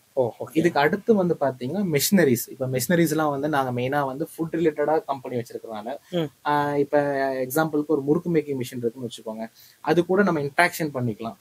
இப்ப ஜஸ்ட் ஒரு முறுக்கு வருதுன்னு வச்சுக்கோங்க, இப்ப தேன்குழல் முறுக்கு வருது, அதுல வந்துட்டு எனக்கு கை முறுக்குக்கான செட்டிங்ஸ் சேஞ்ச் பண்ணுன்னு சொன்னீங்கன்னா அது சேஞ்ச் ஆயிடும். இப்ப கை முறுக்கு வருது, எனக்கு அதுல சைஸ் கொஞ்சம் பெருசு பண்ணு அப்படின்னு சொன்னோம்னா அது பெருசு பண்ணும். இந்த மாதிரி இன்ட்ராக்ஷன் பேஸ்டு ஏஐ மெஷினரிஸ் வந்துட்டு நாங்க டெவலப் பண்ணிட்டு இருக்கோம். ஓகே. இப்போ நாங்க ஒரு வீடியோ போட்டோம், ஏஐ வந்துட்டா இந்த டிசைன் இன்ஜினியர்ஸை ரீப்ளேஸ் பண்ணிருமா? கண்டிப்பா கிடையாது. ஏஐக்கு வந்துட்டு என்ன வேணும் என்ன வேண்டாம்னு சொல்றதே வந்துட்டு பாத்தீங்கன்னா நம்ம மட்டும்தான். பட் அதுக்கு டிசைன் இன்ஜினியர் தேவையில்லையே. நீங்க உங்க கம்பெனியில் டிசைன் இன்ஜினியர் இருக்கிறாங்க, அவங்களுக்கு பதிலாக ஒரு ஏஐ நீங்க வச்சுக்கிட்டீங்கன்னா நீங்க இந்த ஏஐ சொன்னீங்கன்னா டிசைன் போட்டு கொடுத்துறாதா? கண்டிப்பா பண்ணவே பண்ணாது. ஏன்னா ஒரு ஏஐயோட கிரியேட்டிவிட்டிக்கும் ஒரு ஹியூமனோட கிரியேட்டிவிட்டிக்கும் டிஃபரன்ஸ் இருக்கு. ஓகே. அதனால ஏஐ வந்து ரீப்ளேஸ் பண்ணாது. சரி, ஓகே. இப்போ உள்ள பசங்க நீங்க இன்டேக் பண்றீங்க எடுக்கிறீங்க அப்படின்னா அவங்களுக்கு கண்டிப்பா இந்த ஏஐ பத்தின நாலேஜ் இருக்கணுமா, இது இருக்க தேவையில்லையா உங்களை பொறுத்தளவுக்கு? டிபெண்ட்ஸ் வந்து அவங்களோட பிளேஸ் தான். இப்ப நீங்க வந்து ஒரு என்ன சொல்றது ஒரு மேனேஜர் ரோலோ இல்ல வந்து ஒரு சேல்ஸ்லயோ இருக்கும்போது தான் வந்து அவங்களுக்கு ஏஐ பத்தி தெரிஞ்சிருக்கணும். மற்றபடி ஒரு டிசைன் இன்ஜினியரோ இல்ல ப்ரொடக்ஷன் இன்ஜினியரோ இருக்கும்போது ஏஐ பத்தி தெரிஞ்சுக்க வேண்டிய அவசியம் இல்லை. நீங்க அப்படியே கேண்டிடேட் தான் எடுக்கிறீங்க. ஓகே. இன்னைக்கு வந்து பாத்தீங்கன்னா காலேஜஸ்ல ஜென்ரலா வந்து மெக்கானிக்கல் இன்டேக் வந்து கம்மி ஆயிடுச்சு. கடந்த 2 வருஷமா பாத்தீங்கன்னா ரொம்ப கம்மி தான். அதுக்கு பதிலாக வந்து பாத்தீங்கன்னா புதுசா வந்த டிபார்ட்மெண்ட் இந்த AI and then cyber security, so இந்த மாதிரியான டிபார்ட்மெண்ட்ஸ்லாம் புதுசாக காலேஜுக்குள்ள வர ஆரம்பிச்சிருச்சு. இப்போ மெக்கானிக்கலுங்கிறது மிகப்பெரிய ஒரு கோர் இண்டஸ்ட்ரி, அது எனக்கு தெரிஞ்ச வரைக்கும் நானும் சொல்லிக்கிட்டு இருக்கேன். பட் இப்போ இந்த மாதிரி ரொம்ப ரொம்ப முக்கியமான ஒரு கோர் இண்டஸ்ட்ரி, இதுல இந்த மாதிரியான இன்ஜினியர் ஜாயின் பண்ணாம மற்ற ஃபீல்டில் ஜாயின் பண்ணும்போது இதுல கம்மியாகுது நம்மளுக்கு. ஸோ இன்ஜினியர்ஸோட கவுண்ட் கம்மியாகுது. இது வந்து ஒரு ஆரோக்கியமான விஷயமானு நீங்க நினைக்கிறீங்களா? இது கண்டிப்பா ஒரு ஆரோக்கியம் கிடையாது. ஏன்னா வந்து இந்த ஏஐ இதெல்லாமே வந்துட்டு ஒரு வைரல் ஆகிறதே வந்து சோசியல் மீடியானாலேயோ ம். இல்ல ஒரு வாய் வழியோ ஆகிறது மட்டும்தான். இப்ப ஏஐ வந்துருச்சுன்னா அதை பத்தி அவங்களுக்கு தெரியுதோ தெரியலையோ ஏஐ நல்லா இருக்கும், ஏஐக்கு ஃபியூச்சர் இருக்கு. இப்ப ம். நீங்க லேட்டஸ்டா வந்த படத்துல கூட பார்த்திருப்பீங்கன்னு நினைக்கிறேன். ஒரு படத்துல கூட ஃபியூச்சர் இருக்குன்னு சொல்லுவாங்க. ஆமா ஆமா, ஐடில தான் ஃபியூச்சர் இருக்கு, அதை எடுக்கணும், மெக்கானிக்கல் தான் எனக்கு பிடிக்கும் அப்படின்னுவாங்க. ஆமா, கடைசியில வந்துட்டு பாத்தீங்கன்னா அந்த பையன் கடைசியில மெக்கானிக்கலுக்கு போவோம் அப்படி. ஆமா. அதுதான் அந்த படத்துல அது அப்பட்டமா இல்ல, காமிச்சிருப்பாங்க. எனக்கு அந்த படத்துலயே எங்களுக்கும் பிடிச்ச சீன் அதுதான். எல்லா Okay. மெக்கானிக்கல் இன்ஜினியர்ஸ்க்கும் அது பிடிக்கும் நான் ஆமா. நினைக்கிறேன். அதுதான் இது வந்துட்டு வாய் வழியா நடக்கிற விஷயங்கள் எதுவுமே வந்துட்டு பாத்தீங்கன்னா சாத்தியம் கிடையாது. ம். பிராக்டிக்கலா என்ன நடக்குது, ஒரு மெக்கானிக்கல்ங்கிறது ஒரு சிவில்ங்கிறது நம்ம சாகர வரைக்கும் கண்டிப்பா அது தேவை. பட் அப்படி தேவையா இருக்கிற ஒரு ஃபீல்ட்ல வந்து பாத்தீங்கன்னா என்னைய சம்பளம் குறைவா வச்சு எனக்கு பெரிய லெவல் growth இல்லாம பண்றாங்களே. இப்போ உதாரணத்துக்கு கேக்குறேன், நான் வந்து ஒரு மாசம் வந்து ஒரு 5 லட்ச ரூபா சம்பளம் வாங்கணும்னு ஆசைப்படுறேன். இப்போ இதுக்கு நான் என்ன பண்ணாதான் எனக்கு அந்த 5 ரூபா சம்பளம் கிடைக்கும்? எத்தனை வருஷம் ஆகும்? அதுதான் நான் சொல்றேன். நீங்க வந்துட்டு காலேஜ், நீங்க இப்ப உங்களுக்கு 5 லட்சம் ரூபாய் சம்பளம் வேணும்னா காலேஜ் முடிச்சுட்டு மேரேஜ் எல்லாம் பண்ணதுக்கு அப்புறம் அதை நீங்க நினைக்க கூடாது. கரெக்ட். நீங்க காலேஜ்க்கு போகிறதுக்கு முன்னாடி நினைச்சா பெட்டர். அட்லீஸ்ட் காலேஜ் முடிச்சதுக்கு அப்புறமாவது அதை நினைச்சு அதுக்காக வந்து ஒர்க் பண்ணீங்கன்னா கண்டிப்பா அந்த 5 lakhsங்கிறது இல்ல, அதனாலதான் நான் என்னன்னா, அதனாலதான் நாங்க என்ன பண்றோம் அப்படின்னா, காலேஜ் முடிச்ச உடனே எனக்கு 5 லட்ச ரூபா சம்பளம் வேணும், கொடுக்குற கம்பெனிக்கு வேலைக்கு போகணும்னு சொல்லிட்டு வெயிட் பண்றோம், வேலை கிடைக்கிற வரைக்கும். அதுல எங்களுக்கு 5 வருஷம் ஓடி போயிருது. அதான பிரச்சனையா இருக்கு இன்னைக்கு. இப்ப இந்த growth எப்படி இருக்கும்னு நினைக்கிறீங்க? இப்ப நான் வந்து 5 லட்ச ரூபா சம்பளம் வாங்குறதுக்கு எனக்கு எத்தனை வருஷம் டைம் எடுக்கும்? ஃப்ரெஷரா நான் இப்ப இருந்து ஸ்டார்ட் பண்றேன், எத்தனை வருஷத்துல இந்த 5 லட்ச ரூபா மாச சம்பளம் நான் வாங்க முடியும்? அது டிபெண்ட்ஸ் அப்பான் வந்துட்டு அவங்களோட நாலேஜ் பிளஸ் அவங்க ரெஸ்பான்சிபிலிட்டி, அந்த கம்பெனியோட growth, இதெல்லாமே டிபெண்ட்ஸ் பண்ணி தான் ஓகே. இப்போ இந்த 5 லட்ச ரூபா சேலரியை ஒரே கம்பெனில நான் ரீச் பண்ணிட முடியுமா? நீங்க ஒரு நல்ல ஒரு growthல இருக்கிற கம்பெனில போய் ஜாயின் பண்ணி அந்த கம்பெனியோட வளர்ச்சியில வந்து ஒரு பங்கா இருந்தீங்கன்னா கண்டிப்பா வந்துட்டு நீங்க வாங்க முடியும். ஓகே. இப்ப கம்பெனி வந்து எத்தனை வருஷத்துக்கு ஒரு டைம் வந்து ஒரு இன்ஜினியரா இருந்து இன்னொரு கம்பெனி சேஞ்ச் பண்ணலாம்? மினிமம் ஒரு கம்பெனில எத்தனை வருஷம் ஒர்க் பண்ணலாம்? என்ன கேட்டா, நீங்க வந்து ஒரு கம்பெனில ஜாயின் பண்ணீங்கன்னா அந்த கம்பெனில இருக்கிற எல்லா எக்ஸ்பீரியன்ஸ் எடுத்துக்கணும்னா மினிமம் வந்து 1 year-ஆவது தேவைப்படும். மினிமம் 1 year-ஆவது ஒரு கம்பெனில கண்டிப்பா 1 year தேவைப்படும். ஓகே. 1 year ஒர்க் பண்ணிட்டு அப்புறமா அடுத்த கம்பெனி அடுத்த கம்பெனி நீங்க அது வந்துட்டு என்ன சொல்றது, நீங்க வந்து ரொம்ப ஆக்டிவா இருந்தீங்கன்னா, இல்ல நீங்க உங்களுக்கே அது தெரியும், நீங்க இந்த கம்பெனில நம்ம இருக்கிற எல்லாமே நம்ம தெரிஞ்சுக்கிட்டோம், இதுக்கு மேல நமக்கு growth-ம் கிடையாது, நம்ம தெரிஞ்சுக்க வேண்டிய விஷயம் எதுவும் கிடையாது அப்படின்னு நீங்க ஃபீல் பண்ணீங்கன்னா கம்பல்சரி நீங்க வந்துட்டு வேற கம்பெனிக்கு போகலாம். பட் ஆனா சிலர் என்ன பண்றாங்கன்னா, அந்த கம்பெனில கொஞ்ச நாள் ஒர்க் பண்றாங்க, அதை அவங்க என்ன பண்றாங்கறத கத்துக்காம இடையிலேயே போயிட்டு அவங்களுக்கு ஆப்போசிட்லயே வந்து ஒரு பிசினஸ் ஸ்டார்ட் பண்றது. அந்த மாதிரி பிசினஸ் ஸ்டார்ட் பண்ணி அவங்கனால கொஞ்ச நாள் கூட நிலைக்க முடியல அந்த பிசினஸ்ல. இல்ல, அது கரெக்டா தான். எக்ஸ்பீரியன்ஸ் இல்லாம நீங்க ஸ்டார்ட் பண்ணும்போது எந்த பிசினஸும் பெரிய சக்சஸ் ஆயிராது. இப்ப இருக்கிற ஜெனரேஷன்ல இந்த மாதிரி ஒரு விஷயமும் இருக்கு, நடக்குது. வந்தவொடனே தொழில் கத்துக்கிட்டோம், அப்படி டக்குன்னு ஆரம்பிக்கலாம் அப்படின்னு ஒரு ஆசை தான். ஸோ அதனால நாங்க பண்ணிட்டு தான் இருப்போம். பட் நீங்களே ஃப்ரெஷரா தான் நீங்களும் ஸ்டார்ட் பண்ணீங்க, அப்புறம் உங்களை மாதிரி நாங்களும் ஸ்டார்ட் பண்ண மாட்டோமா அப்படின்னு எங்களுக்கு தோணும்ல. கண்டிப்பா அதுக்கான எக்ஸ்பீரியன்ஸ் கண்டிப்பா ஸ்டார்ட் பண்ணலாம். அப்படி இல்லாட்டினா நீங்க கத்துக்கிட்ட கம்பெனில இருக்கிற எம்டி கிட்ட ஒரு வார்த்தை கேட்கலாம். அவங்க ஒரு நல்ல ஒரு எம்டியா இருந்தாங்கன்னா அவங்களே அதுக்கு சப்போர்ட் பண்ணுவாங்க. எல்லாருமே எங்களை பொறுத்தளவுக்கு எல்லாருமே நல்ல எம்டி தான் அப்படின்னு தான் நாங்க சொல்லிட்டு இருக்கோம். அப்ப கண்டிப்பா அவங்க சப்போர்ட் பண்ணுவாங்க. இப்ப என்கிட்ட வந்துட்டு ஒர்க் பண்ற ஒரு எம்ப்ளாயி, நான் இதுக்கு மேல வந்துட்டு என்னால ஒர்க் பண்ண முடியல, நான் தனியா பிசினஸ் பண்ணணும்னு சொன்னாங்கன்னா அதுக்கான சப்போர்ட் நானே பண்றதுக்கு தயாரா இருக்கேன். நிஜமாவா? இல்ல சும்மா இந்த வீடியோக்காகலாம் இங்க சொல்லக்கூடாதுங்க. 100% வந்துட்டு நான் வந்துட்டு இது நான் சப்போர்ட் பண்றதுக்கு தயாரா இருக்கேன். இப்ப வந்து யாரோ ஒருத்தர் வந்து எனக்கு காம்படிட்டா இருக்கிறதுக்கு என் கூட இருக்கவரே வந்து பாத்தீங்கன்னா என்னோட சப்போர்ட்ல என்னோட பிசினஸ வந்து டெவலப் பண்றதுக்காக சப்போர்ட்டிவா இருக்கிற மாதிரி அவங்களுக்கு நான் சப்போர்ட் பண்ணுவேன். Okay okay. சோ அதுலயும் அதாவது we raise by lifting othersங்கறீங்க சுருக்கமா. கண்டிப்பா. Okay, nice. நாங்களும் அதே தரவை யூஸ் பண்றோம். இப்போ என்ன பிரச்சனைனா, காலேஜ்ல நான் படிச்சேன், பட் உண்மையாவே காலேஜ் சொல்லி கொடுத்தாங்க, நான் படிக்கல. காலேஜ் போயிட்டு வந்தேன், அவ்வளவுதான். இப்போ நான் வெளியே வந்துட்டேன், எனக்கு உண்மையாவே எதுவும் தெரியாதுதான். இப்போ இந்த மாதிரி சுச்சுவேஷன் சுத்துற இன்ஜினியர்ஸுக்கு நீங்க என்னாச்சும் பண்ண முடியுமா? நான் திரும்ப அதே தான் சொல்றேன். நம்ம வந்து நமக்கு என்ன தெரியும் அதை வந்து நீங்க அனலைஸ் பண்ணணும். இது எங்களுக்கு தெரியாது, அதை நாங்க ஒத்துக்கிறோம். நாங்க கொரோனா பேட்ச்ல ஜாயின் பண்ணோம், கொரோனா பேட்ச்ல பாஸ் பண்ணிட்டோம், சரிங்களா? இப்போ எங்களுக்கு எதுவும் தெரியாது. இப்போ நாங்க ஒரு வேலைக்கு போகணும்னு ஆசைப்பட்டுட்டோம். ஆனா உண்மையாவே எங்களுக்கு நீங்க எதிர்பார்க்குற எதுவுமே எங்கிட்ட கிடையாது. நீங்க பேசிக்கா அது தெரியும் சொல்றீங்க, அதெல்லாம் எங்களுக்கு தெரியாது. இப்போ நாங்க என்னதான் பண்றது? இல்ல, அது தெரியும் இது தெரியும் நான் எதுவுமே சொல்ல கிடையாது. நமக்கு நான் ஸ்டார்டிங்ல சொன்ன விஷயம் தான், எந்த மாதிரி லைன் நமக்கு செட் ஆகும், அந்த லைன்ல போனா நம்ம ஹாப்பியா இருப்போமா இல்லையா, இதுல நமக்கு வந்து சக்சஸ் இருக்குமா இல்லையாங்கிறது நீங்க உங்களை நீங்களே வந்துட்டு தெரிஞ்சுக்கணும். ஓகே. உங்களை நீங்க தெரிஞ்சுக்கிட்டா மட்டும்தான் நமக்கு இவனுக்கு என்ன வரும், இவனுக்கு எது வந்துட்டு இன்ட்ரெஸ்டட் அப்படிங்கறது தெரிஞ்சா மட்டும்தான் நம்ம சக்சஸ்ஃபுல்லா வந்துட்டு நெக்ஸ்ட் லெவலுக்கு போக முடியும். ஓகே. ஸோ நீங்கள் அதுக்கு இன்ஜினியர்ஸ்க்கு நீங்கள் ஏதாவது சப்போர்ட் பண்ண முடியுமா? இப்போ நாங்கள் என்ன சொல்லியிருக்கோம் அப்படின்னா, எனக்கு எந்த ஃபீல்டுமே தெரியாது, இது இது எனக்கு செட் ஆகும் ஆகாதுன்னு தெரியாது. ஆக ஒவ்வொரு கம்பெனிலையும் போயிட்டு ஒரு ஒரு 1 மந்த்தோ இல்லை ஒரு 10 டேஸோ நான் ஒர்க் பண்ணிட்டு வந்தேன்னா, இது எனக்கு பிடிச்சிருக்கு, இது எனக்கு பிடிக்கல, இது எனக்கு செட் ஆகும் ஆகாது அப்படின்னு நாங்கள் கண்டுபிடிச்சிக்க முடியும். அதுக்கு ஏதாச்சும் ஆப்பர்ச்சுனிட்டி நீங்கள் கொடுக்க முடியுமா? அதுக்கான ஆப்பர்ச்சுனிட்டி வந்து இப்ப எந்த கம்பெனியுமே வந்துட்டு ஒருத்தர் வேலைக்கு எடுக்கிறோம்னா அவங்க நிரந்தரமா நம்ம கிட்ட இருப்பாங்களா இருக்க மாட்டாங்களதான் அவங்க நினைக்கிறதே. இப்ப நான் ஒருத்தரை கூப்பிட்டு இப்ப அவங்க என்னதான் எக்ஸ்பீரியன்ஸ்டா இருந்தாலுமே என் கம்பெனி அவங்களுக்கு புதுசு தான். கரெக்ட். அப்ப அவங்களுக்கு செட் ஆகிறதுக்கு 1 or 2 months ஆகும். அப்படி இருக்கும் பட்சத்துல இவன் வந்துட்டு கண்டிப்பா வந்து நம்ம கிட்ட 1 மாசம் மட்டும்தான் இருப்பாங்கன்னு தெரிஞ்சுச்சுன்னா அவங்களை நான் வேலைக்கு எடுக்கிறது வந்துட்டு எனக்கு அது வந்துட்டு ஒரு என்ன சொல்றதுங்க, ஒரு டிராப் மாதிரிதான் இருக்கும். சரி, நான் எப்படி கேட்கறேன், சார் எனக்கு நான் உங்க கம்பெனிக்கு வர்றேன், ஒரு 1 மாசம் நான் வர்றேன், ஒர்க் பண்றேன், எனக்கு பெருசா சேலரி எல்லாம் வேண்டாம், ஏதோ வீட்டுல இருந்து வந்துட்டு போறதுக்கு செலவுக்கு தங்குறதுக்கு காசு கொடுத்தீங்கன்னாவே எனக்கு போதும், எனக்கு ஒரு மாசம் உங்க கம்பெனில வந்து நான் கத்துக்கிறேன் சார், எனக்கு கத்துக் கொடுங்க சார் அப்படின்னு கேட்டா நீங்க கத்துக் கொடுப்பீங்களா? 100% அதுக்கு நான் தயாரா இருக்கேன். பட் என்னன்னா நான் முன்னாடி ஸ்டார்டிங்ல சொன்னதான் அந்த ரெஸ்பான்சிபிலிட்டியும் அந்த என்ன சொல்றது இன்ட்ரெஸ்ட் மட்டும் இருந்துச்சுன்னா போதும். பட் என்னன்னா நீங்க ரெஸ்பான்சிபிலிட்டி சொன்னதுனால நீங்க அந்த காலத்துல வந்து பாத்தீங்கன்னா காலைல 5 மணிக்கு எந்திரிச்சு சாயங்காலம் 6 மணி 8 மணி 10 மணி வரைக்கும் நீங்க வேலை செஞ்சிருக்கலாம். பட் இப்ப எங்களையும் நீங்க அதே மாதிரி வேலை செய்ய, இப்ப உள்ள ஜென்ரேஷன் அதே மாதிரி வேலை செய்ய சொல்றது கரெக்ட் கிடையாது. இல்ல அந்த மாதிரி கிடையாது. நான் சொல்ற ரெஸ்பான்சிபிலிட்டி என்னன்னா, இப்ப உங்ககிட்ட வந்துட்டு ஒரு ஒர்க் கொடுக்குறேன், நீ இங்க இருந்து கணபதியில இருந்து காந்திபுரம் போய் இந்த மெட்டீரியல் கொடுத்துட்டு வாங்கன்னு சொல்றோம். இப்ப அந்த மெட்டீரியல் உங்களால கொடுக்க முடியும், சரிங்களா? முடிஞ்சிச்சுன்னா முடியும், சரிங்களா? முடியும்னு சொல்லிட்டு அந்த ஒர்க்கை நீங்க பண்ணி முடியும் தான் நாங்க எடுத்தோம். பட் மழை பெய்யுது, எப்படி போறது? மழை பெய்யுதுன்னா மழை பெய்யுதுன்னு சொல்லணும். பட் என்னன்னா இந்த ஜென்ரேஷன்ல இருக்கவங்க என்ன பண்ணுவாங்கன்னா, நம்ம ஒரு ஒர்க் கொடுத்தோம்னா அந்த ஒர்க்கை வந்து பண்ணாம விட்டாலுமே அது என்ன பொசிஷன் ஆச்சு என்ன ப்ராப்ளம்ங்கிறது சொல்ல மாட்டாங்க.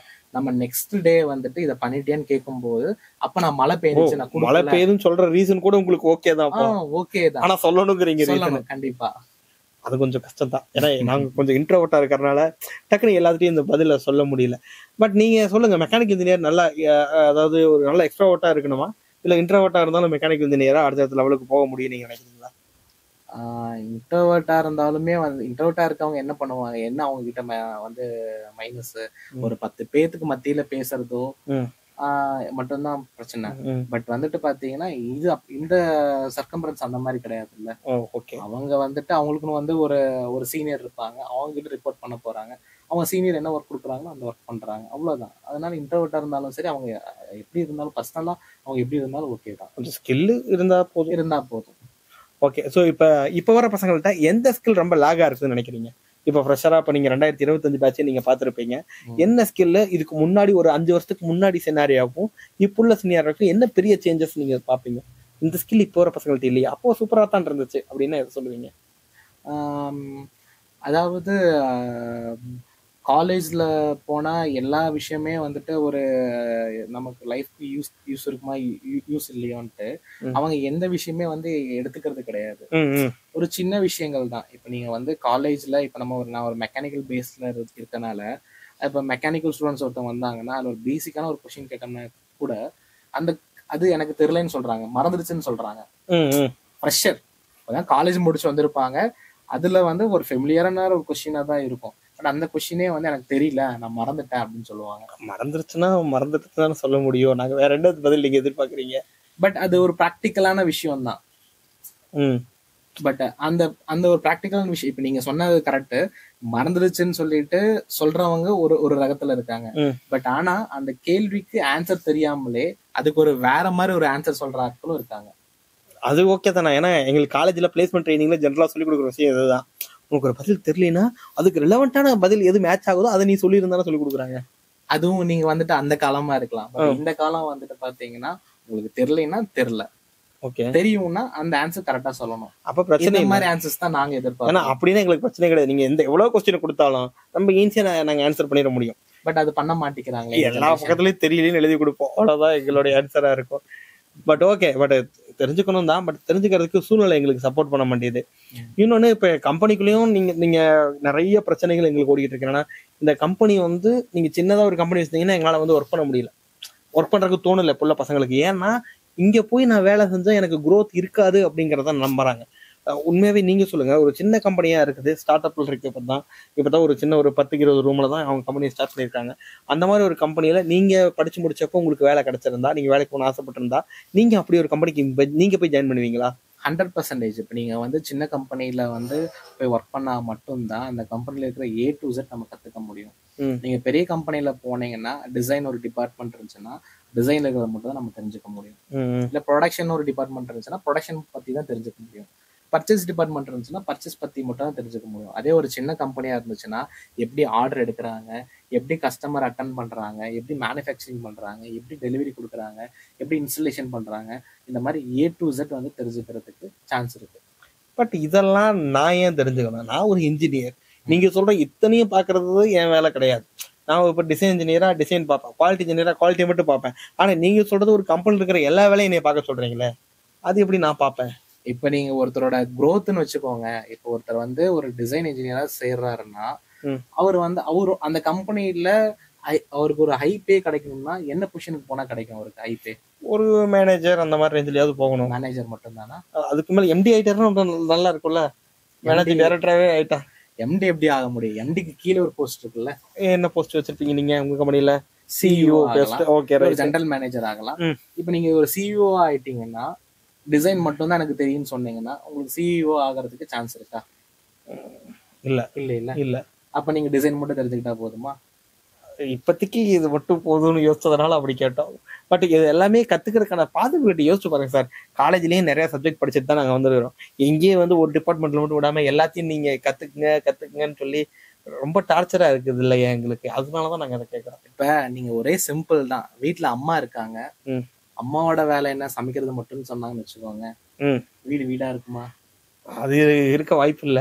அது மாதிரிதான் இதுவும். நம்ம ஒரு ப்ரொஃபஷனலா இருந்தோம்னா இதெல்லாமே நம்ம கத்துக்கணும் கண்டிப்பா. ஓகே, ஸோ கூடிய சீக்கிரம் நம்ம பசங்களும் அது எல்லாமே எல்லா டிபார்ட்மெண்ட்டையும் கத்துக்கிறதுக்கு ரெடி ஆகும்னு நினைக்கிறேன். This video is sponsored by MEC Groups. நீங்க மெக்கானிக்கல் இன்ஜினியரிங் முடிச்சுட்டு என்ன பண்றதுன்னு தெரியாம இருக்கிறீங்களா? நாங்க உங்களுக்கு டிசைன் அப்புறம் குவாலிட்டி கண்ட்ரோல்ல ட்ரைனிங் கொடுத்து வெறும் 40 நாள்ல ஜாப் பிளேஸ்மெண்ட்டும் வாங்கி கொடுத்துறோம். இல்ல எனக்கு கோர்ஸ் எல்லாம் வேண்டாம், எனக்கு இன்ஜினியரிங் நாலேஜ் இருக்கு பிளஸ் எக்ஸ்பீரியன்ஸும் இருக்கு, எனக்கு ஏதாவது வேலை வாங்கி தருவீங்களா அப்படின்னு நீங்க கேட்டீங்கன்னா, எஸ், நாங்க வேலையை வாங்கி தருவோம். அதுவும் ஃப்ரீயா. கீழே டிஸ்கிரிப்ஷன்ல என்கொயரி ஃபார்மும் ஜாப் அப்ளிகேஷன் ஃபார்மும் இருக்கு. அதை மட்டும் நீங்க ஃபில் பண்ணுங்க, நாங்களே உங்களுக்கு கால் பண்ணி டீடைல் சொல்றோம். Okay sir. இப்போ கம்பெனிஸ்ல வந்து பாத்தீங்க அப்படின்னா ஜென்ரலா ஒரு ஃப்ரெஷரா உள்ள ஜாயின் பண்ணதுக்கு அப்புறமா ஒரு 6 மாசமாவது அவங்களோட ஆக்டிவிட்டி எல்லாம் நீங்க ஜென்ரலா வாட்ச் பண்றாங்க எல்லா கம்பெனிஸும். இப்போ நீங்க வந்து ஒருத்தரை வாட்ச் பண்றீங்க அப்படின்னா, ஓகே இந்த பையன் நமக்கு செட் ஆயிட்டான், இவனுக்கு எல்லா தொழிலும் நம்ம கத்துக் கொடுத்துடலாம், நீங்க ரெடி ஆவீங்க இல்லையா? அப்போ எதெல்லாம் நீங்க கன்சிடர் பண்ணி அவருக்கு எல்லாத்தையும் சொல்லிக் கொடுக்கறதுக்கு தயாராகுவீங்க? ஃபர்ஸ்ட் நான் முன்னாடின்னு சொல்லிட்டு அதே விஷயம் தான், ரெஸ்பான்சிபிலிட்டி. நான் வந்து இப்போ ஒரு ஒர்க்கு கொடுக்குறேன்னு வச்சுக்கோங்க, மேக்சிமம் என்ன பண்றாங்கன்னா வந்து ஒரு டிசைன் வந்து ஒரு ஒர்க் கொடுத்தோம்னா அந்த டிசைனை வச்சுட்டு ரொம்ப நேரம் வச்சுட்டே இருப்பாங்க. ஏன்னா வந்துட்டு அவங்களுக்கு வந்துட்டு அந்த இடத்துல ஏதோ ஒரு இடத்துல ஒரு டவுட் இருக்கும். அந்த டவுட்டை வந்துட்டு கிளாரிஃபை பண்ணாம அந்த ஒர்க்கை வந்துட்டு ஏதோ மாத்தி பண்ணிட்டே இருப்பாங்க. பட் அந்த எந்த இடத்துல ஸ்டக்கப் ஆகுறவங்களோ அந்த டைம்ல அவங்களோட சீனியர்ஸ் கிட்ட கேட்டுட்டு அது என்ன ப்ராப்ளமோ அதை வந்து ரெக்டிஃபை பண்ணி அந்த உடனே ஒர்க் கம்ப்ளீட் பண்றாங்களா, என்ன கொடுக்குற ஒர்க்கை கரெக்டான டியூரேஷன்ல முடிக்கிறாங்களா. அதுக்கப்புறம் வந்துட்டு புதுசா வேலைக்கு சேர்றவங்க கிட்ட வந்து பாத்தீங்கன்னா டெய்லி ரிப்போர்ட்ஸ் போட சொல்லுவோம். அன்னைக்கு என்ன ஒர்க் பண்ணிருக்கீங்க அப்படிங்கிற மாதிரி ரிப்போர்ட்ஸ், பிளஸ் வந்துட்டு அன்னைக்கு வந்து என்ன விஷயம் புதுசா கத்துக்கிட்டீங்க எப்படிங்கிற மாதிரி டெய்லி ரிப்போர்ட்ஸ் இருக்கும். மந்த்லி ரிப்போர்ட்ஸ் இருக்கும். மந்த்லி ரிப்போர்ட்ஸ் பேஸ் பண்ணி அவங்க கிட்ட பர்சனலா வந்துட்டு பாத்தீங்கன்னா ஒரு கான்வர்சேஷன் போகும். இந்த 1 மந்த் நீங்க கம்ப்ளீட் பண்ணிருக்கீங்க, என்ன விஷயங்கள்லாம் கத்துக்கிட்டீங்க, உங்களுக்கு வந்துட்டு ஏதாவது சப்போர்ட் தேவையா, ஏதாவது சொல்லி கொடுக்கணுமா, இல்ல உங்களுக்கு வேற இந்த டிபார்ட்மெண்ட் டிசைன் உங்களுக்கு பிடிக்கலன்னா வேற டிபார்ட்மெண்ட் சேஞ்ச் பண்றீங்களா, இந்த மாதிரி எல்லாம் இருக்கும். அப்ப அதெல்லாமே அவங்க கிட்ட பேசும்போது என்ன மாதிரி ஃபீட்பேக் வருது இதெல்லாமே நாங்கள் கன்சிடர் பண்ணுவோம். அட்டண்டன்ஸு, ரெஸ்பான்சிபிலிட்டி, அவங்களோட ஒர்க் ஸ்டைலு, இதெல்லாமே வந்துட்டு இந்த 6 மந்த்ஸ் வந்து நாங்கள் பார்ப்போம். Okay, nice. இப்போ நீங்க பாக்குறதும் ஓகே. இப்போ எங்களுக்கு என்னன்னா, ஒரு ஃப்ரெஷரா படிச்சு முடிச்சாச்சு. ஜென்ரலா எந்த கம்பெனிஸ் போனாலுமே ஒரு மாசம் ஒரு 15,000 ரூபாய் ஸ்டார்டிங் சேலரி அப்படிங்கறத வந்து ஃபிக்ஸடா எல்லா இண்டஸ்ட்ரியுமே அதான் வச்சிருக்காங்க. உங்க கம்பெனிலும் ஜென்ரலா அந்த ரேஞ்சில தான் வச்சிருக்கீங்க. எனக்கு என்னன்னா, இந்த 15,000 வச்சு என்னையும் நான் பாத்துக்கிறதே கஷ்டமா இருக்கு. இதுல நான் லோன் வாங்கி படிச்சிருப்பேன், கோர்ஸ் படிச்சிருப்பேன், கடன் வாங்கி வச்சிருப்பேன், போன் வாங்கியிருப்பேன், பைக் வாங்கியிருப்பேன், இதெல்லாம் நடந்திருக்கும். இதுக்கு இஎம்ஐ கட்டணும், இதெல்லாம் இருக்குது. நீங்க கொடுக்குற அந்த 15,000 சம்பளத்தை வச்சு இத்தனையும் நான் பார்க்கவே முடியாது. என்னையும் நான் பாத்துக்கிறதே கஷ்டமா இருக்குது. ஏன் நீங்க சம்பளம் தான் கொஞ்சம் சேர்த்து ஒரு 25,000 கொடுத்தாதான் என்ன பிரச்சனை உங்களுக்கு? இப்ப நான் 15,000 கொடுக்குறேன்னு வச்சுக்கோங்க. அந்த 15,000 ஒர்த்தா இருக்கிற மாதிரி ஃபர்ஸ்ட் ஒர்க் பண்றதே ஃபர்ஸ்ட் கஷ்டம் ஒரு ஃப்ரெஷர்னால. சரி, சரிங்களா? இப்ப அத வந்து நாங்க பார்க்க வேண்டியது இருக்கு. இப்ப நீங்க கேக்குற மாதிரி ஒரு நீங்க மேக்ஸிமம் எவ்வளவு சேலரி கொடுக்கணும் நீங்க எதிர்பார்க்கறீங்க? ஒரு 25,000 கொடுத்தா எங்களுக்கு ஓகே தான். இப்ப ஒரு 25,000 நாங்க கொடுக்குறோம்னு வச்சுக்கோங்க. அப்ப அவங்க ஒரு 25,000க்கு ஒர்த்தாவது அவங்க ஒர்க் பண்ணி ஆகணும். பட் அவங்க ஒரு 10,000க்கு கூட வந்து அவங்க பண்ற ஒர்க் வந்து ஒர்த் இல்லையா? அப்புறம் ஏன் வேலைக்கு எடுக்கிறீங்கன்னு கேக்குறேன். அவன் தான் ஒர்த் இல்லைன்னு உங்களுக்கு தெரியுது, அப்புறம் ஏன் வேலைக்கு எடுக்கிறீங்க? அவங்க இப்ப இருக்கிற எம்ப்ளாயிஸ் எல்லாமே வந்துட்டு ஒரு கம்பெனியோட அசெட். ஓகே. இப்ப வந்து நீங்க கூட முன்னாடி வந்து பாண்ட் எல்லாம் போடுறாங்கன்னு சொல்லிருக்காங்க. அப்ப இப்ப 2 years பாண்ட் போடுற கம்பெனி நீங்க எக்ஸாம்பிள் எடுத்துக்கிட்டீங்கன்னா, இனிஷியலா வந்து ஒரு 4-5 monthsக்கு வந்து கொடுக்குற சேலரி வந்துட்டு அவங்க ட்ரைனிங் இதுக்காக மட்டுமே தான் போகும். அவங்க ஒரு அசெட். இப்ப அவங்க 6 monthக்கு அப்புறம் வந்துட்டு பர்ஃபார்ம் பண்றாங்கல்ல, அந்த பர்ஃபார்மன்ஸ்ல மட்டும்தான் அவங்களுக்கு வந்து அவுட்புட் கிடைக்கும். ஓகே, சரிங்களா? இதனாலதான் வந்துட்டு அவங்க 2 yearsக்கு பாண்ட் போடுறாங்க. இப்போ ஒரு 4-5 months வந்து அவங்க சேலரி சும்மா கொடுத்தாலுமே வந்து அதுக்கு அடுத்த வந்து 1.5 வருஷத்துக்கு வந்து அவங்க வந்து ப்ரொடக்டிவா வந்து ஒர்க் வாங்க முடியும். அதுக்காக தான் அவங்க பாண்ட் போடுறாங்க. சரிங்களா? இப்ப நாங்க வந்து அந்த மாதிரி பாண்ட் எதுவுமே கிடையாது. நாங்க அதனால அதை பேஸ் பண்ணி தான் இனிஷியலா வந்துட்டு அவங்களோட ட்ரைனிங் பீரியட்ல அவங்க எவ்வளவு ஒர்க் பண்ண முடியுமோ அதுக்கு தகுந்த மாதிரி சேலரி கொடுக்குறோம். இப்ப நீங்க சொல்ற மாதிரி நான் 25,000 கொடுத்துட்டு அவங்க கிட்ட இருந்து வர இன்புட் வந்து ரொம்ப கம்மியா இருந்துச்சுன்னா அது வந்து அவங்களுக்கு இன்னும் பெரிய பேர்டன் ஆயிரும். நீ பண்ற வேலைக்கு நான் கொடுக்குற சேலரி ரொம்ப அதிகங்கிற மாதிரி அவங்கள நாங்க ட்ரீட் பண்ண ஆரம்பிச்சிருவோம். அது வந்து அவங்களுக்கு ரொம்ப பெரிய ப்ரெஷர் இருக்கும். நீங்க கத்துக்கிற டைம்ல வந்துட்டு கத்துக்கிறதே பெரிய கஷ்டம். அதுக்கு மேல ஒரு ப்ரெஷர் இருந்துச்சுன்னா அது இன்னும் பெரிய கஷ்டமா இருக்கும். ஓகே. இப்போ என்னன்னா, நாங்கள் நிறைய கம்பெனிஸ்க்கு பேசிட்டு இருக்கிறதுனால நிறைய பேர் நம்ம மக்கள்கிட்ட உங்களுக்கு தெரிஞ்சவங்க நிறைய பேர் நம்ம பேசியிருக்கோம். எல்லாருக்குமே என்னன்னா இன்டர்வியூலாம் பசங்க வர்றாங்க, ஜாபுக்காக சர்ச் பண்ணிட்டு வர்றாங்க. பட் இன்டர்வியூ வந்துட்டு அதுக்கப்புறமா வந்து வேலைக்கு வந்து ஜாயின் பண்ண மாட்டாங்க. இப்படி நிறைய கேசஸ் நாங்கள் எங்ககிட்ட இருக்குது, உங்ககிட்ட இருக்குன்னு நான் நினைக்கிறேன். அப்படி அவங்க எல்லாம் வராம இருக்கிறதுக்கு என்னென்ன ரீசன்ஸ் எல்லாம் இருக்குதுன்னு நீங்க நினைக்கிறீங்க? என்ன ரீசன் சொல்லியிருக்கிறாங்க உங்ககிட்ட? டிசிஷன் மேக்கிங் தான். கரெக்டா ப்ராப்பரா டிசிஷன் எடுக்க தெரிஞ்சவங்க அந்த இன்டர்வியூலயே வந்துட்டு ஓகே இல்லைன்னு சொல்லிடுவாங்க. பட் அவங்க டிசிஷன் வந்துட்டு அவங்க ஃபேமிலி கிட்ட இருக்கும்போது அதை அவங்களால எதுவுமே பண்ண முடியாது. அப்ப அவங்க ஃபேமிலி மெம்பர்ஸ் வந்து டிசைட் பண்றதுதான். மேபி சேலரி கம்மியா இருக்கலாம், இல்ல வந்துட்டு தங்குறதுக்கு வந்துட்டு ஃபேமிலி விட்டு வந்து தங்குற மாதிரி இருக்கும். இந்த மாதிரி நிறைய வந்து ரீசன்ஸ் இருக்குங்க. இதெல்லாமே அவங்க ஃபேமிலி டிபெண்ட்ஸ் பண்ணி இருக்கு. இந்த ரீசன்லாம் உங்கள்கிட்ட சொல்லியிருக்கிறாங்களா? நீங்க சொல்லுங்க. கம்பெனி தூரமா இருக்குது சார் சொல்லியிருக்காங்க. ஓகே சார், கம்பெனி ரொம்ப காட்டுக்குள்ள இருக்கு சார், பஸ் வசதியே அங்க இல்ல சார், அதனால வரமாட்டேன். இந்த ரீசன் கண்டிப்பா சொல்லி இது வந்திருக்குது சார். கம்பெனில மொத்தமே 5 பேர் தான் வேலை செய்யறாங்க, செட் ஆகாது சார் அப்படிங்கிற ரீசன் ஏதாவது வந்திருக்கு சார்? கம்பெனி எல்லாம் ரொம்ப டெஸ்டா இருக்கு சார், பாக்குறதுக்கே ஒரு மாதிரி இருக்கு சார், நல்லாவே இல்லை சார், அதனால இது நான் வந்து ஸ்டார்டிங் ஸ்டேஜ்ல இருக்கும்போது வந்துச்சு. இப்ப அந்த கம்பெனியோட என்வரன்மெண்ட் நீங்க மாத்திட்டீங்க. இல்ல ஓகே, வேற என்ன காரணம் சொல்லுவாங்க? வேற காரணம் வந்து பாத்தீங்கன்னா எனக்கு வந்திருக்கிறது ஒரு எக்ஸ்பீரியன்ஸான ஸ்டாஃப் தான். ஒருத்தரா வந்து உட்கார்ந்து ஒர்க் பண்றது கஷ்டமா இருக்கு. நம்ம இதுக்கு என்ன 10 பேரையா கூட வேலைக்கு எடுக்க முடியும்? இதெல்லாம் இந்த காரணமும் கூட சொல்லிருக்காங்க. இந்த காரணமும் வந்திருக்கு. ஓகே, இதுவும் சொல்லியிருக்காங்க. ஏன்னா கம்பெனில சீனியர் யாருமே இல்ல, டேரக்டா எம்டி தான் ரிப்போர்ட் பண்ணணும், அதனாலயே எனக்கு இந்த கம்பெனி வேண்டாம் அப்படின்னு சொல்றாங்க. பட் அந்த சான்சஸ் எல்லாம் இருந்துச்சுன்னா எப்படி இருக்கும்? அது ரொம்ப ரொம்ப அட்வான்டேஜ். இப்ப வந்து ஒரு சீனியர்ஸ் கிட்ட வந்து கேட்கும்போது இப்ப எல்லாருமே வந்து ஓப்பன் மைண்டடா இருக்க மாட்டாங்க. ஒரு டாமினேஷன் இருக்கும். அந்த டாமினேஷன் இல்ல. இப்ப எம்டி கிட்ட இருந்து டைரக்டா ஆர்டர்ஸ் வரும்போது அந்த டாமினேஷன் எதுவுமே இருக்காது. ஓகே, அவங்க வந்துட்டு இவங்க கிட்ட சீக்கிரமா ட்ரெயின் அப் பண்ணதான் பாப்பாங்க. ஏன்னா எம்டி கிட்ட டைம் இருக்காது. கரெக்ட். அவங்க ட்ரைனிங் கொடுக்கும்போது ஸ்பீக்கா வந்து அவங்களை ட்ரைனிங் பண்ணதான் பாப்பாங்க. அது ஒரு அட்வான்டேஜ் தான். அப்ப ஈஸியா வந்து நிறைய விஷயங்கள் கத்துக்கலாம். நம்ம வந்து இன்ஸ்டன்டா அடுத்த பொசிஷனுக்கு நம்ம போறதுக்கு சான்சஸ் அதிகமா இருக்கு. ஓகே. ஸோ அதனால வந்து பார்த்தீங்கன்னா எம்டிக்கு நம்மளுக்கு மேலே எப்படி தான் ரிப்போர்ட்டிங் அப்படின்னா அதில் போகலாம். பட் நாங்களும் சொல்லிட்டு தான் இருக்கோம் போகலான்னு. பட் எல்லாருக்குமே இந்த ஒரு ஹெசிடேட் இருக்கு. என்னதான் இருந்தாலும் யாராவது சொல்லி கொடுத்தா நல்லா இருக்கும் அப்படின்னா எம்டியே சொல்லி கொடுக்குறாருன்னா ஏற்றுக்க மாட்டாங்க. நீங்க ஒரு பழமொழி சொல்லுவாங்கல்ல, சாமியே வரம் கொடுத்தாலும் பூசாரி வரம் கொடுக்கணும்னு. அந்த மாதிரி எம்டி வந்து வரம் கொடுத்தாலும் அவங்க கீழே இருக்க மேனேஜரோ இல்ல சூப்பர்வைசரோ வரம் கொடுக்கறது கஷ்டம். கரெக்ட். இப்ப நீங்க டைரக்டா எம்டி கிட்ட வந்துட்டு ரிப்போர்ட் பண்ணும்போது உங்களுக்கு டைரக்டாவே சாமி வரம் கிடைக்கும். ஓகே. ஸோ ஜென்ரலாக பசங்க பயப்படுறது இன்னொரு விஷயம் என்னன்னா, கம்பெனிக்குள்ள பாலிடிக்ஸ் நிறைய இருக்கும் போல சார் அப்படின்னு சொல்லிட்டு ஒரு கம்பெனியை பார்த்தோன்னே வந்து சொல்றாங்க. ஸோ இது எப்படி சார் பாக்குறீங்க? கம்பெனிக்குள்ள பாலிடிக்ஸ்லாம் இருக்குமா? அப்படிலாம் இருக்குமா?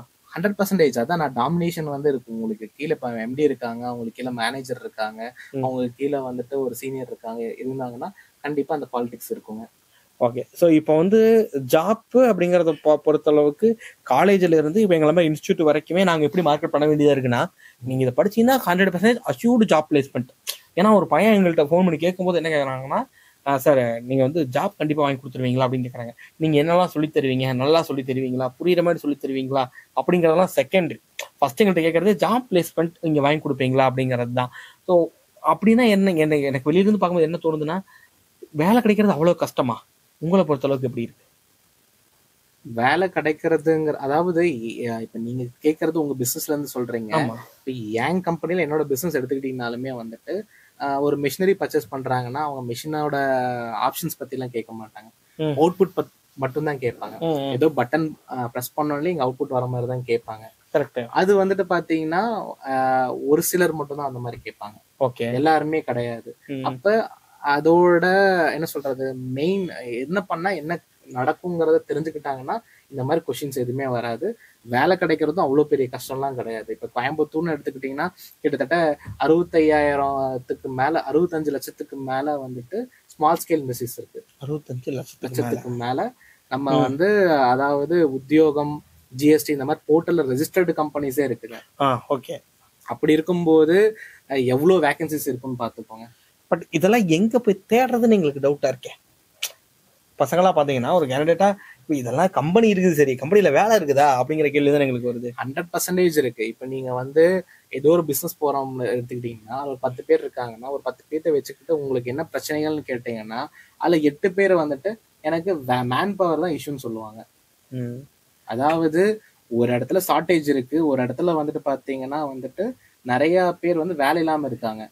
இவங்களையும் கரெக்டா வந்து கனெக்ட் பண்ணணும்.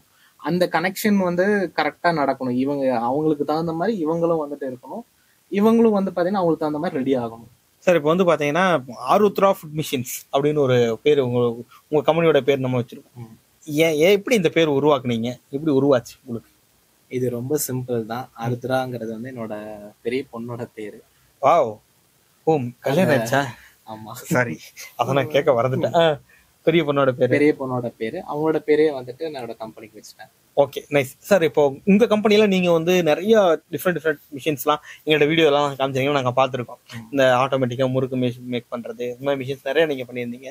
இப்போ ஜென்ரலா உங்களுக்கு ஒரு ஐடியா வருது அப்படின்னா இந்த ஐடியாவை ஒரு மிஷினா ஒரு ப்ராடக்டா மாத்துறதுக்கு என்னென்ன ஸ்டெப்ஸ் எல்லாம் நீங்க ஃபாலோ பண்ணுவீங்க? என்னென்ன ஸ்டார்ட் டு ஃப்ரம் ஸ்கிராச்ல இருந்து ப்ராடக்டா மாற வரைக்கும் என்னென்ன ஸ்டெப்ஸ் எல்லாம் பண்ணுவீங்க? அங்க ஃபர்ஸ்ட் வந்து பாத்தீங்கன்னா ப்ராடக்ட் வந்து ஐடென்டிஃபை பண்ணுவோம். ஓகே. என்ன மாதிரியான ப்ராப்ளம்ஸ் இருக்கு, அதுக்கு என்ன மாதிரி ப்ராடக்ட் பண்ணலாங்கிறது ஒரு ப்ராடக்ட்டை வந்து ஐடென்டிஃபை பண்ணுவோம். இப்போ உதாரணத்துக்கு நான் எக்ஸாம்பிளுக்கே வர்றேன் சார். எனக்கு வந்து ஒரு பேக்கரி வச்சிருக்கேன், எனக்கு வடை போடணும், மாஸ்டர் நம்பி இருக்க முடியாது இந்த டைம். இவ்வளவுதான், எனக்கு ஒரு வடை போடுறதுக்கு ஒரு மிஷின் வேணும். அதான் ஃபர்ஸ்ட் எடுத்தோன்னா வந்துட்டு இப்போ வடை போடுறதுக்கு ஒரு மிஷின் தேவை. அந்த மிஷினை வந்து நம்ம எப்படி பண்ணலாம், என்ன காஸ்ட்ல பண்ணலாம். இப்போ எக்ஸிஸ்டிங் இப்போ ROI வந்துட்டு நாங்கள் வந்து ஃபர்ஸ்ட் எடுத்தோன்னே கால்குலேட் பண்ணிடுவோம். ஓகே. இப்போ வந்து ஒரு வடை போடுற மாஸ்டருக்கு வந்து ஒரு நாளைக்கு 1000 ரூபாய் சம்பளம்னு வச்சுக்கோங்க. இப்போ அந்த மிஷின் வந்துட்டு அந்த மாஸ்டர் ரீப்ளேஸ் பண்ணுச்சுன்னா அந்த மாஸ்டருக்கான சம்பளம் ஒரு நாளைக்கு 1000 ரூபாய். அப்போ ஒரு மாசத்துக்கு பார்க்கும்போது 30,000 ரூபாய் வந்துருது. அப்ப இந்த மிஷினோட காஸ்ட் வந்துட்டு நம்ம வந்து எவ்வளவு வச்சா கஸ்டமர் வாங்குவாங்க, அந்த மிஷினோட காஸ்ட் எவ்வளவு நாட்கள் அவங்க திரும்பி எடுக்க முடியும், இந்த மாதிரி ஃபர்ஸ்ட் கிரவுண்டிங் பண்ணுவோம். ஓகே. பண்ணதுக்கு அப்புறம் அந்த அதுக்குன்னு ஒரு பட்ஜெட் வந்து ரெடி பண்ணுவோம். இப்போ இந்த வடா மிஷின்னா ஒரு 1 lakh பண்ணோம்னா அஃபோர்டபுளா இருக்கும், ஈஸியா வாங்கிக்குவாங்க. ஏன்னா ஒரு 3 monthsல வந்துட்டு அந்த மிஷினோட காஸ்ட் எடுக்க முடியும். ஓகே. அப்ப அந்த ஒரு 1 lakh ஃபிக்ஸ் பண்ணிட்டு அந்த 1 lakh தகுந்த மாதிரி ஒரு டிசைன் வந்துட்டு பிளான் பண்ணுவோம். இதான் என்பிடி இதை நீங்க வந்துட்டு பண்ணதான் new product new product development. Development. Okay nice. அந்த டிசைனை வந்து ஒரு டிசைன் இன்ஜினியர் இருக்காங்கன்னா அவங்க கிட்ட ரஃபா வந்துட்டு என்னோட தாட்டை வச்சு ஒரு ரஃப் ஸ்கெட்ச், ஹேண்ட் ஸ்கெட்ச் போட்டு நான் கொடுப்போம். சும்மா ஃப்ரீயா என்ன ஃப்ரீ ஹேண்ட் ஸ்கெட்ச்ல வந்து நாங்க போட்டு கொடுப்போம். ஓகே அது வந்துட்டு எக்ஸிஸ்டிங் மெஷின்ஸ் இப்ப எல்லாமே வந்துட்டு பாத்தீங்கன்னா ஒன்னோட ஒண்ணு தொடர்புடையது. கண்டிப்பா கண்டிப்பா. அப்ப நம்ம எக்ஸிஸ்டிங் அந்த மாடல் மிஷின் மாதிரி ஒரு மிஷின் பண்ணிருப்போம். அப்ப அந்த மிஷின்ல எடுத்து இந்த இதுல இருந்து இதை எடுத்துக்கோங்க, இதுக்கு மேல வரதை மட்டும் நம்ம இந்த மாதிரி டிசைன் பண்ணா போதும் அப்படிங்கறது சொல்லுவோம். உங்களுக்கு ஏதாவது ரெஃபரன்ஸ் தேவைப்பட்டுச்சுன்னா நீங்க யூடியூப்லாம் செக் பண்ணுங்கன்னு சொல்லுவோம். அதுக்கு ஈக்குவலண்டா ஏதாவது ரெஃபரன்ஸ் இருக்கான்னு சொல்லி பார்க்க சொல்லுவோம். அப்ப அவங்க ஃபர்ஸ்ட் வந்துட்டு அந்த மாதிரி ரெஃபரன்ஸ் ஏதாவது எடுப்பாங்க. அந்த ரெஃபரன்ஸ் எடுத்துட்டு சார் இந்த மாதிரி பண்ணிக்கலாம், இது மாதிரி பண்ணனா இது ஒர்க் அவுட் ஆகுமா அப்படின்னு சொல்லி சொல்லுவாங்க. ஆமா, அப்ப அதெல்லாமே பார்த்துட்டு ஃபர்ஸ்ட் இது வந்து நம்ம ப்ராக்டிக்கலா பண்ணோம்னா இது வந்து சக்சஸ் ஆகுமா ஆகாதாங்கிறத ஃபர்ஸ்ட் யோசிப்போம். அது எப்படி டிசைட் பண்ணுவீங்க அது சக்சஸ் ஆகும்? அதாவது இப்ப நீங்க வந்துட்டு வடை வந்து மேனுவலா எப்படி போடுறாங்கிறத ஃபர்ஸ்ட் பார்ப்போம். ஓகே சரிங்களா? நம்ம என்னைக்குமே மேனுவலா என்ன பண்றாங்களோ அந்த ப்ராசஸ் அப்படியே டிட்டோ பண்ணிட்டோம்னா நமக்கு 100% சக்சஸ் தான். பட் நீங்க வடை வந்துட்டு ஒரு மேனுவல ஒரு மாதிரி போட்டுட்டு நம்ம போடுறது போண்டா மாதிரி ஒரு மெக்கானிசம் யூஸ் பண்ணி பண்ணோம்னா அது ஃபெயிலியர் தான் ஆகும். அப்ப நாங்க எடுக்கிற ரெஃபரன்ஸ் எல்லாம் வந்துட்டு மேனுவல் மெத்தட் கூட எது மேட்ச் ஆகுதுன்னு பார்ப்போம். Okay okay. அந்த கன்சிஸ்டன்சி மாறக்கூடாது. ஏன்னா இப்ப வடைன்னா வந்துட்டு ஒருத்தர் வந்து வெங்காயம் பெருசா போடுவாங்க, ஒருத்தர் வெங்காயம் சின்னதா போடுவாங்க. இப்ப இதெல்லாம் போட அந்த எந்த கன்சிஸ்டன்சி மாறினாலுமே வந்துட்டு அந்த மெஷின் வந்துட்டு ஒர்க் ஆகணும். அப்ப அதுக்கு தகுந்த மாதிரி எந்த மெத்தடு வந்துட்டு நமக்கு கரெக்டா இருக்குங்கிறது அந்த ப்ராசஸை வந்து செலக்ட் பண்ணுவோம். செலக்ட் பண்ணதுக்கு அப்புறம் வந்துட்டு அந்த டிசைனரை வந்துட்டு கம்ப்ளீட்டா அந்த மிஷினை வந்து டிசைன் பண்ணுவாங்க. ஆஸ் பர் ஸ்டாண்டர்ட்ஸ் என்ன இருக்கு, நமக்கு என்ன ஸ்டாண்டர்ட் மெட்டீரியல்ஸ் இருக்கு, என்ன ஸ்டெயின்லெஸ் ஸ்டீல் யூஸ் பண்ணா இதெல்லாமே பேஸ் பண்ணி அந்த மிஷினை கம்ப்ளீட்டா டிசைன் பண்ணுவாங்க. சில ப்ராடக்ட்ஸ் நம்ம வந்து வாங்க வேண்டியது வரும். ஏன்னா இப்ப நம்ம புதுசா பண்ணும்போது அந்த ப்ராடக்டோட டைமென்ஷன் நம்ம கிட்ட இருக்காது. அப்ப அந்த மாதிரி பேசிக் ப்ராடக்ட்ஸ் வாங்க வேண்டியதுனா அந்த ப்ராடக்ட்ஸ் எல்லாம் வாங்கி கொடுப்போம்.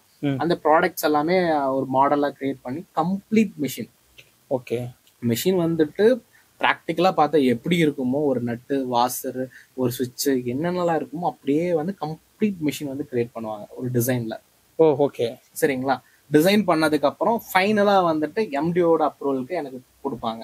அப்ப நம்ம அதை பார்த்துட்டு இந்த மிஷின்ல வந்துட்டு எல்லாமே கரெக்டா இருக்கா, ஆஸ் பர் ஸ்டாண்டர்ட் படி இருக்கா, இல்ல எங்காவது வந்துட்டு ஏதாவது பிளாக் ஆகுதா, இந்த மாதிரி இதெல்லாமே அனலைஸ் பண்ணிட்டு நான் வந்து அப்ரூவல் கொடுப்பேன். அப்ரூவல் கொடுத்ததுக்கு அப்புறம் அதை கம்ப்ளீட்டா வந்துட்டு பாத்தீங்கன்னா டிராஃப்டிங் பண்ணி பிஓஎம் ஜென்ரேட் பண்ணுவாங்க. பிஓஎம் ஜென்ரேட் பண்ணதுக்கு அப்புறம் ஆஸ் யூஷுவல் தான் ப்ரொடக்ஷன் பர்ச்சேஸ் டீமுக்கு இந்த மாதிரி எல்லாம் ஸ்ப்ளிட் பண்ணி அது மேனுஃபேக்சரிங் ப்ராசஸ்க்கு கொண்டு போயிடுவோம். ஒன்ஸ் மேனுஃபேக்சரிங் முடிஞ்சதுக்கு அப்புறம் டெஸ்டிங் பண்ணுவோம். ஓகே. டெஸ்டிங் பண்றதுக்கு முன்னாடி அது குவாலிட்டி செக் வந்து ஆஸ் பர் டிசைன் படியே எல்லாமே இருக்காங்கிறத பார்த்துட்டு டெஸ்டிங் பண்ணி, டெஸ்டிங்ல வந்துட்டு ஒரு நம்ம வந்துட்டு நம்ம ஒரு 1 or 2 days வந்து நம்ம கம்பெனில டெஸ்ட் பண்ணுவோம். டெஸ்ட் பண்ணி முடிச்சதுக்கு அப்புறம் நமக்கு பக்கத்துல இருக்க ஏதோ ஒரு கடை வடை போடுற மிஷின் பண்ணோம்னா பக்கத்துல ஏதோ ஒரு வடை போடுறவங்க இருப்பாங்க, அவங்க கிட்ட கொடுத்து ஒரு 1 or 2 months யூஸ் பண்ண சொல்லுவோம். இதுவும் பண்ணுவீங்க லைவா வந்து ஒர்க் பண்றதுக்கும் வெளியே கொடுத்துறீங்க மார்க்கெட்ல? கண்டிப்பா. Okay okay.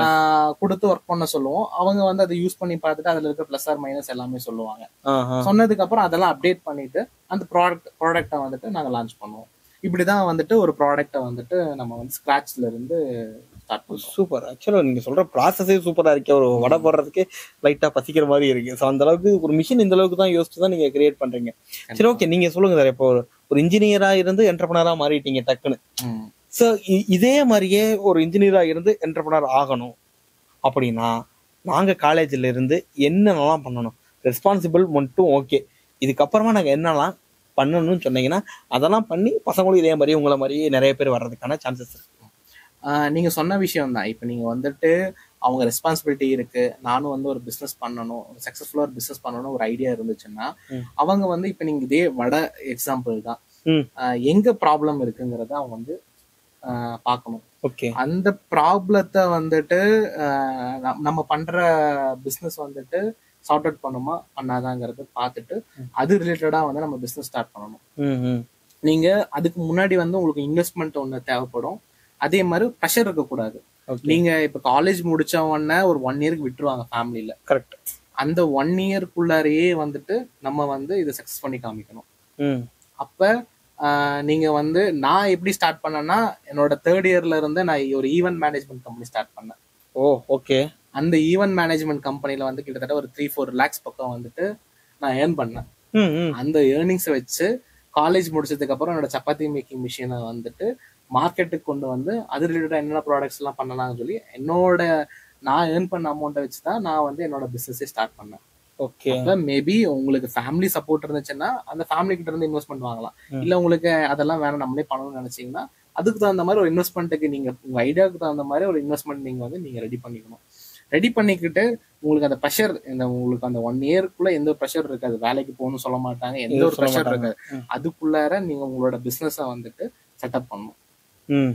நீங்க வந்து ஒரு ப்ராப்ளத்தை வந்து சார்ட் அவுட் பண்ற மாதிரி ஒரு பிசினஸ் ஸ்டார்ட் பண்ணீங்கன்னா அதை மார்க்கெட் பண்றது ரொம்ப ரொம்ப ஈஸி. சரி, இப்போ உங்ககிட்டயே அந்த வாய்ப்பை ஸ்டார்ட் பண்ணிடலாம்னு யோசிக்கிறோம்.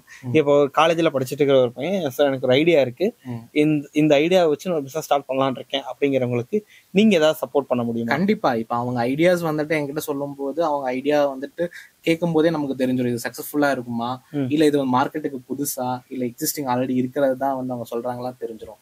அப்படி வந்து ஏதாவது டிஃப்ரெண்டான ஒரு ஐடியாஸ் இருந்துச்சுன்னா நாங்களே வந்து அதை ஸ்பான்சர் பண்ணி நாங்களே வந்து அவங்களை டெவலப் பண்றதுக்கும் சப்போர்ட் பண்ணுவோம். Okay, super super. ஸோ இதுதான் நாங்கள் எதிர்பார்க்குறோம். ஒரு இண்டஸ்ட்ரியா வந்து பாத்தீங்கன்னா நீங்க எல்லாம் இந்த மாதிரி சப்போர்ட் பண்ணும்போது தான், ஸோ இந்த மாதிரி நிறைய பேர் ஐடியாஸ் இருக்கு. பசங்கள்லாம் நான் காலேஜ் லெவல்ல போய் பேசும்போது சார் எனக்கு இந்த மாதிரி ப்ராஜெக்ட் ஐடியா இருக்கு நிறைய பேர் கேட்கறாங்க.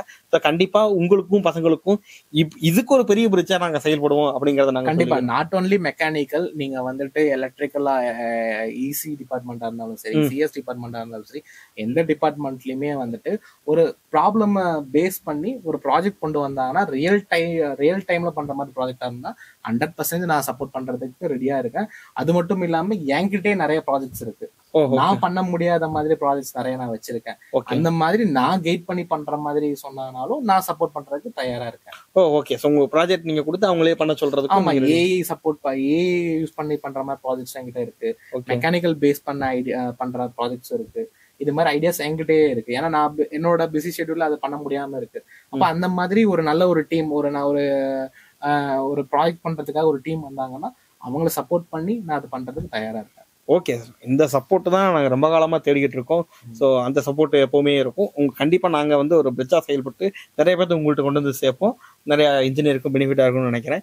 சார், இப்போ நீங்கள் நம்ம இன்ஸ்டியூட்டில் வந்து பார்த்தீங்க அப்படின்னா நிறைய கேண்டிடேட் உங்கள்கிட்ட வந்திருக்கிறாங்க, தெரியும், பார்த்துருப்பீங்க. ஜென்ரலாக கொஞ்சம் ஓப்பனாகவே கேட்குறேன், மற்ற இன்ஸ்டியூட்டில் படிச்சுட்டோ இல்லை எதுவுமே கோர்ஸ் படிக்காத வர பசங்களுக்கும் நம்ம இன்ஸ்டியூட்டில் இருந்து வர்ற பசங்களுக்கும் என்ன நீங்கள் டிஃப்ரென்ஸ் நீங்கள் பார்க்குறீங்க? 100% நிறைய டிஃப்ரென்ஸ் நான் வந்து பாக்குறேன். ஏன்னா இப்ப மற்ற இன்ஸ்டியூட்டோ இல்ல காலேஜ்ல டைரக்டா வர ஸ்டூடெண்ட் பாத்தீங்கன்னா பேசிக் நாலேஜே தெரிஞ்சிருக்காதுங்க. இப்ப வந்து ஒரு இன்ச்சுக்கு எவ்வளவு எம்எம்னு கேட்டோம்னாலே அவங்க 30 mm 35 mm அந்த மாதிரி மாத்தி தான் பதில் சொல்லுவாங்க. பட் உங்க இன்ஸ்டியூட்ல இருந்து வரவங்களுக்கு பேசிக்ஸ் கம்ப்ளீட்டா எல்லா பேசிக்ஸுமே அவங்களுக்கு தெரியுது. இந்த எம்எம் கால்குலேஷன்ஸ், இந்த ஒரு ப்ராடக்ட்டுக்கு வந்துட்டு என்ன டென்சிட்டி இருக்கு, இந்த மாதிரி பேசிக்ஸ் என்ன கொஸ்டின்ஸ் கேட்டாலும் 100% தெரியுது. டிசைன்லயுமே வந்து பாத்தீங்கன்னா நல்ல நாலேஜ்டாவே இருக்காங்க. அதனால இப்ப காலேஜ்க்கு அப்புறம் உங்களோட ட்ரைனிங் வந்து பாத்தீங்கன்னா அவங்க ரொம்ப மெருகேற்றி ஒரு குவாலிட்டியான இன்ஜினியர் ஆக்கிறதுக்கு ரொம்ப யூஸ்ஃபுல்லா இருக்கு. நீங்க வந்து இதை தொடர்ந்து நீங்க செய்யுங்க. நல்ல இன்ஜினியர்ஸ் வந்துட்டு இந்த நாட்டுக்கே தேவை. கண்டிப்பா. ஏன்னா நீங்க உங்க சப்போர்ட்லாம் வச்சுதான் நாங்க எல்லாம் பண்ணிட்டு இருக்கோம். நீங்க எதெல்லாம் எங்கிட்ட ஃபீட்பேக்கா கொடுக்குறீங்களோ இந்த ஃபீட்பேக்கை வச்சுதான் நாங்க நீங்க சிலபஸ்ல நீங்க ஒரு அப்டேட் சொல்றீங்கன்னா அந்த அப்டேட் நாங்க பண்ணிக்கிட்டே தான் இருப்போம். ஸோ நீங்க உங்களோட சப்போர்ட் தான், எனக்கு இந்த மாதிரி கேண்டிடேட் வேணும், இப்படி பண்ணணும்னு உங்கள்கிட்ட கேட்ட இந்த விஷயங்களை வச்சுதான் நாங்களும் இன்ஸ்டியூட் ரன் பண்ணிருக்கோம். கொடுக்குற ட்ரைனிங் அப்படித்தான் இருக்கு. கண்டிப்பா இண்டஸ்ட்ரியோட ரெக்குயர்மெண்ட்டுக்கு தகுந்த மாதிரியான ட்ரைனிங்கை நாங்க அப்டேட் பண்ணிக்கிட்டே இருப்போம். கண்டிப்பா நீங்க கேட்கற மாதிரி தரமான இன்ஜினியர்ஸையும் உங்களுக்கு எடுத்து தரதுக்கு நாங்க முயற்சி பண்ணிக்கிட்டே இருக்கோம். கண்டிப்பா. அண்ட் தென் வீடியோ எண்டுக்கு வந்துட்டோம். So thanks for your time. ஏற்கனவே நீங்க பிஸியான ஆள் தான், உங்களை போன்ல பிடிக்கிறதே கஷ்டம். இருந்தாலும் கிட்டத்தட்ட ஒரு 3 மணி நேரமா உங்களுக்கு உட்கார வச்சு எதாவது கேட்கணுமோ எல்லாமே கேட்டோம். எல்லாம் நம்ம மக்களுக்கு யூஸ்ஃபுல்லா இருக்கும்னு நினைக்கிறோம். அண்ட் தென் இந்த ஸ்டுடியோ செட்டப் பிளஸ் இந்த வீடியோவை பக்காவா ப்ரொடக்ஷன் பண்ணி கொடுத்தது வி கனெக்ட் மீடியா தான். ஸோ அவங்களுக்கு ஒரு பெரிய தேங்க் பண்ணியிருக்கோம். So thank you so much. ரொம்ப நன்றி.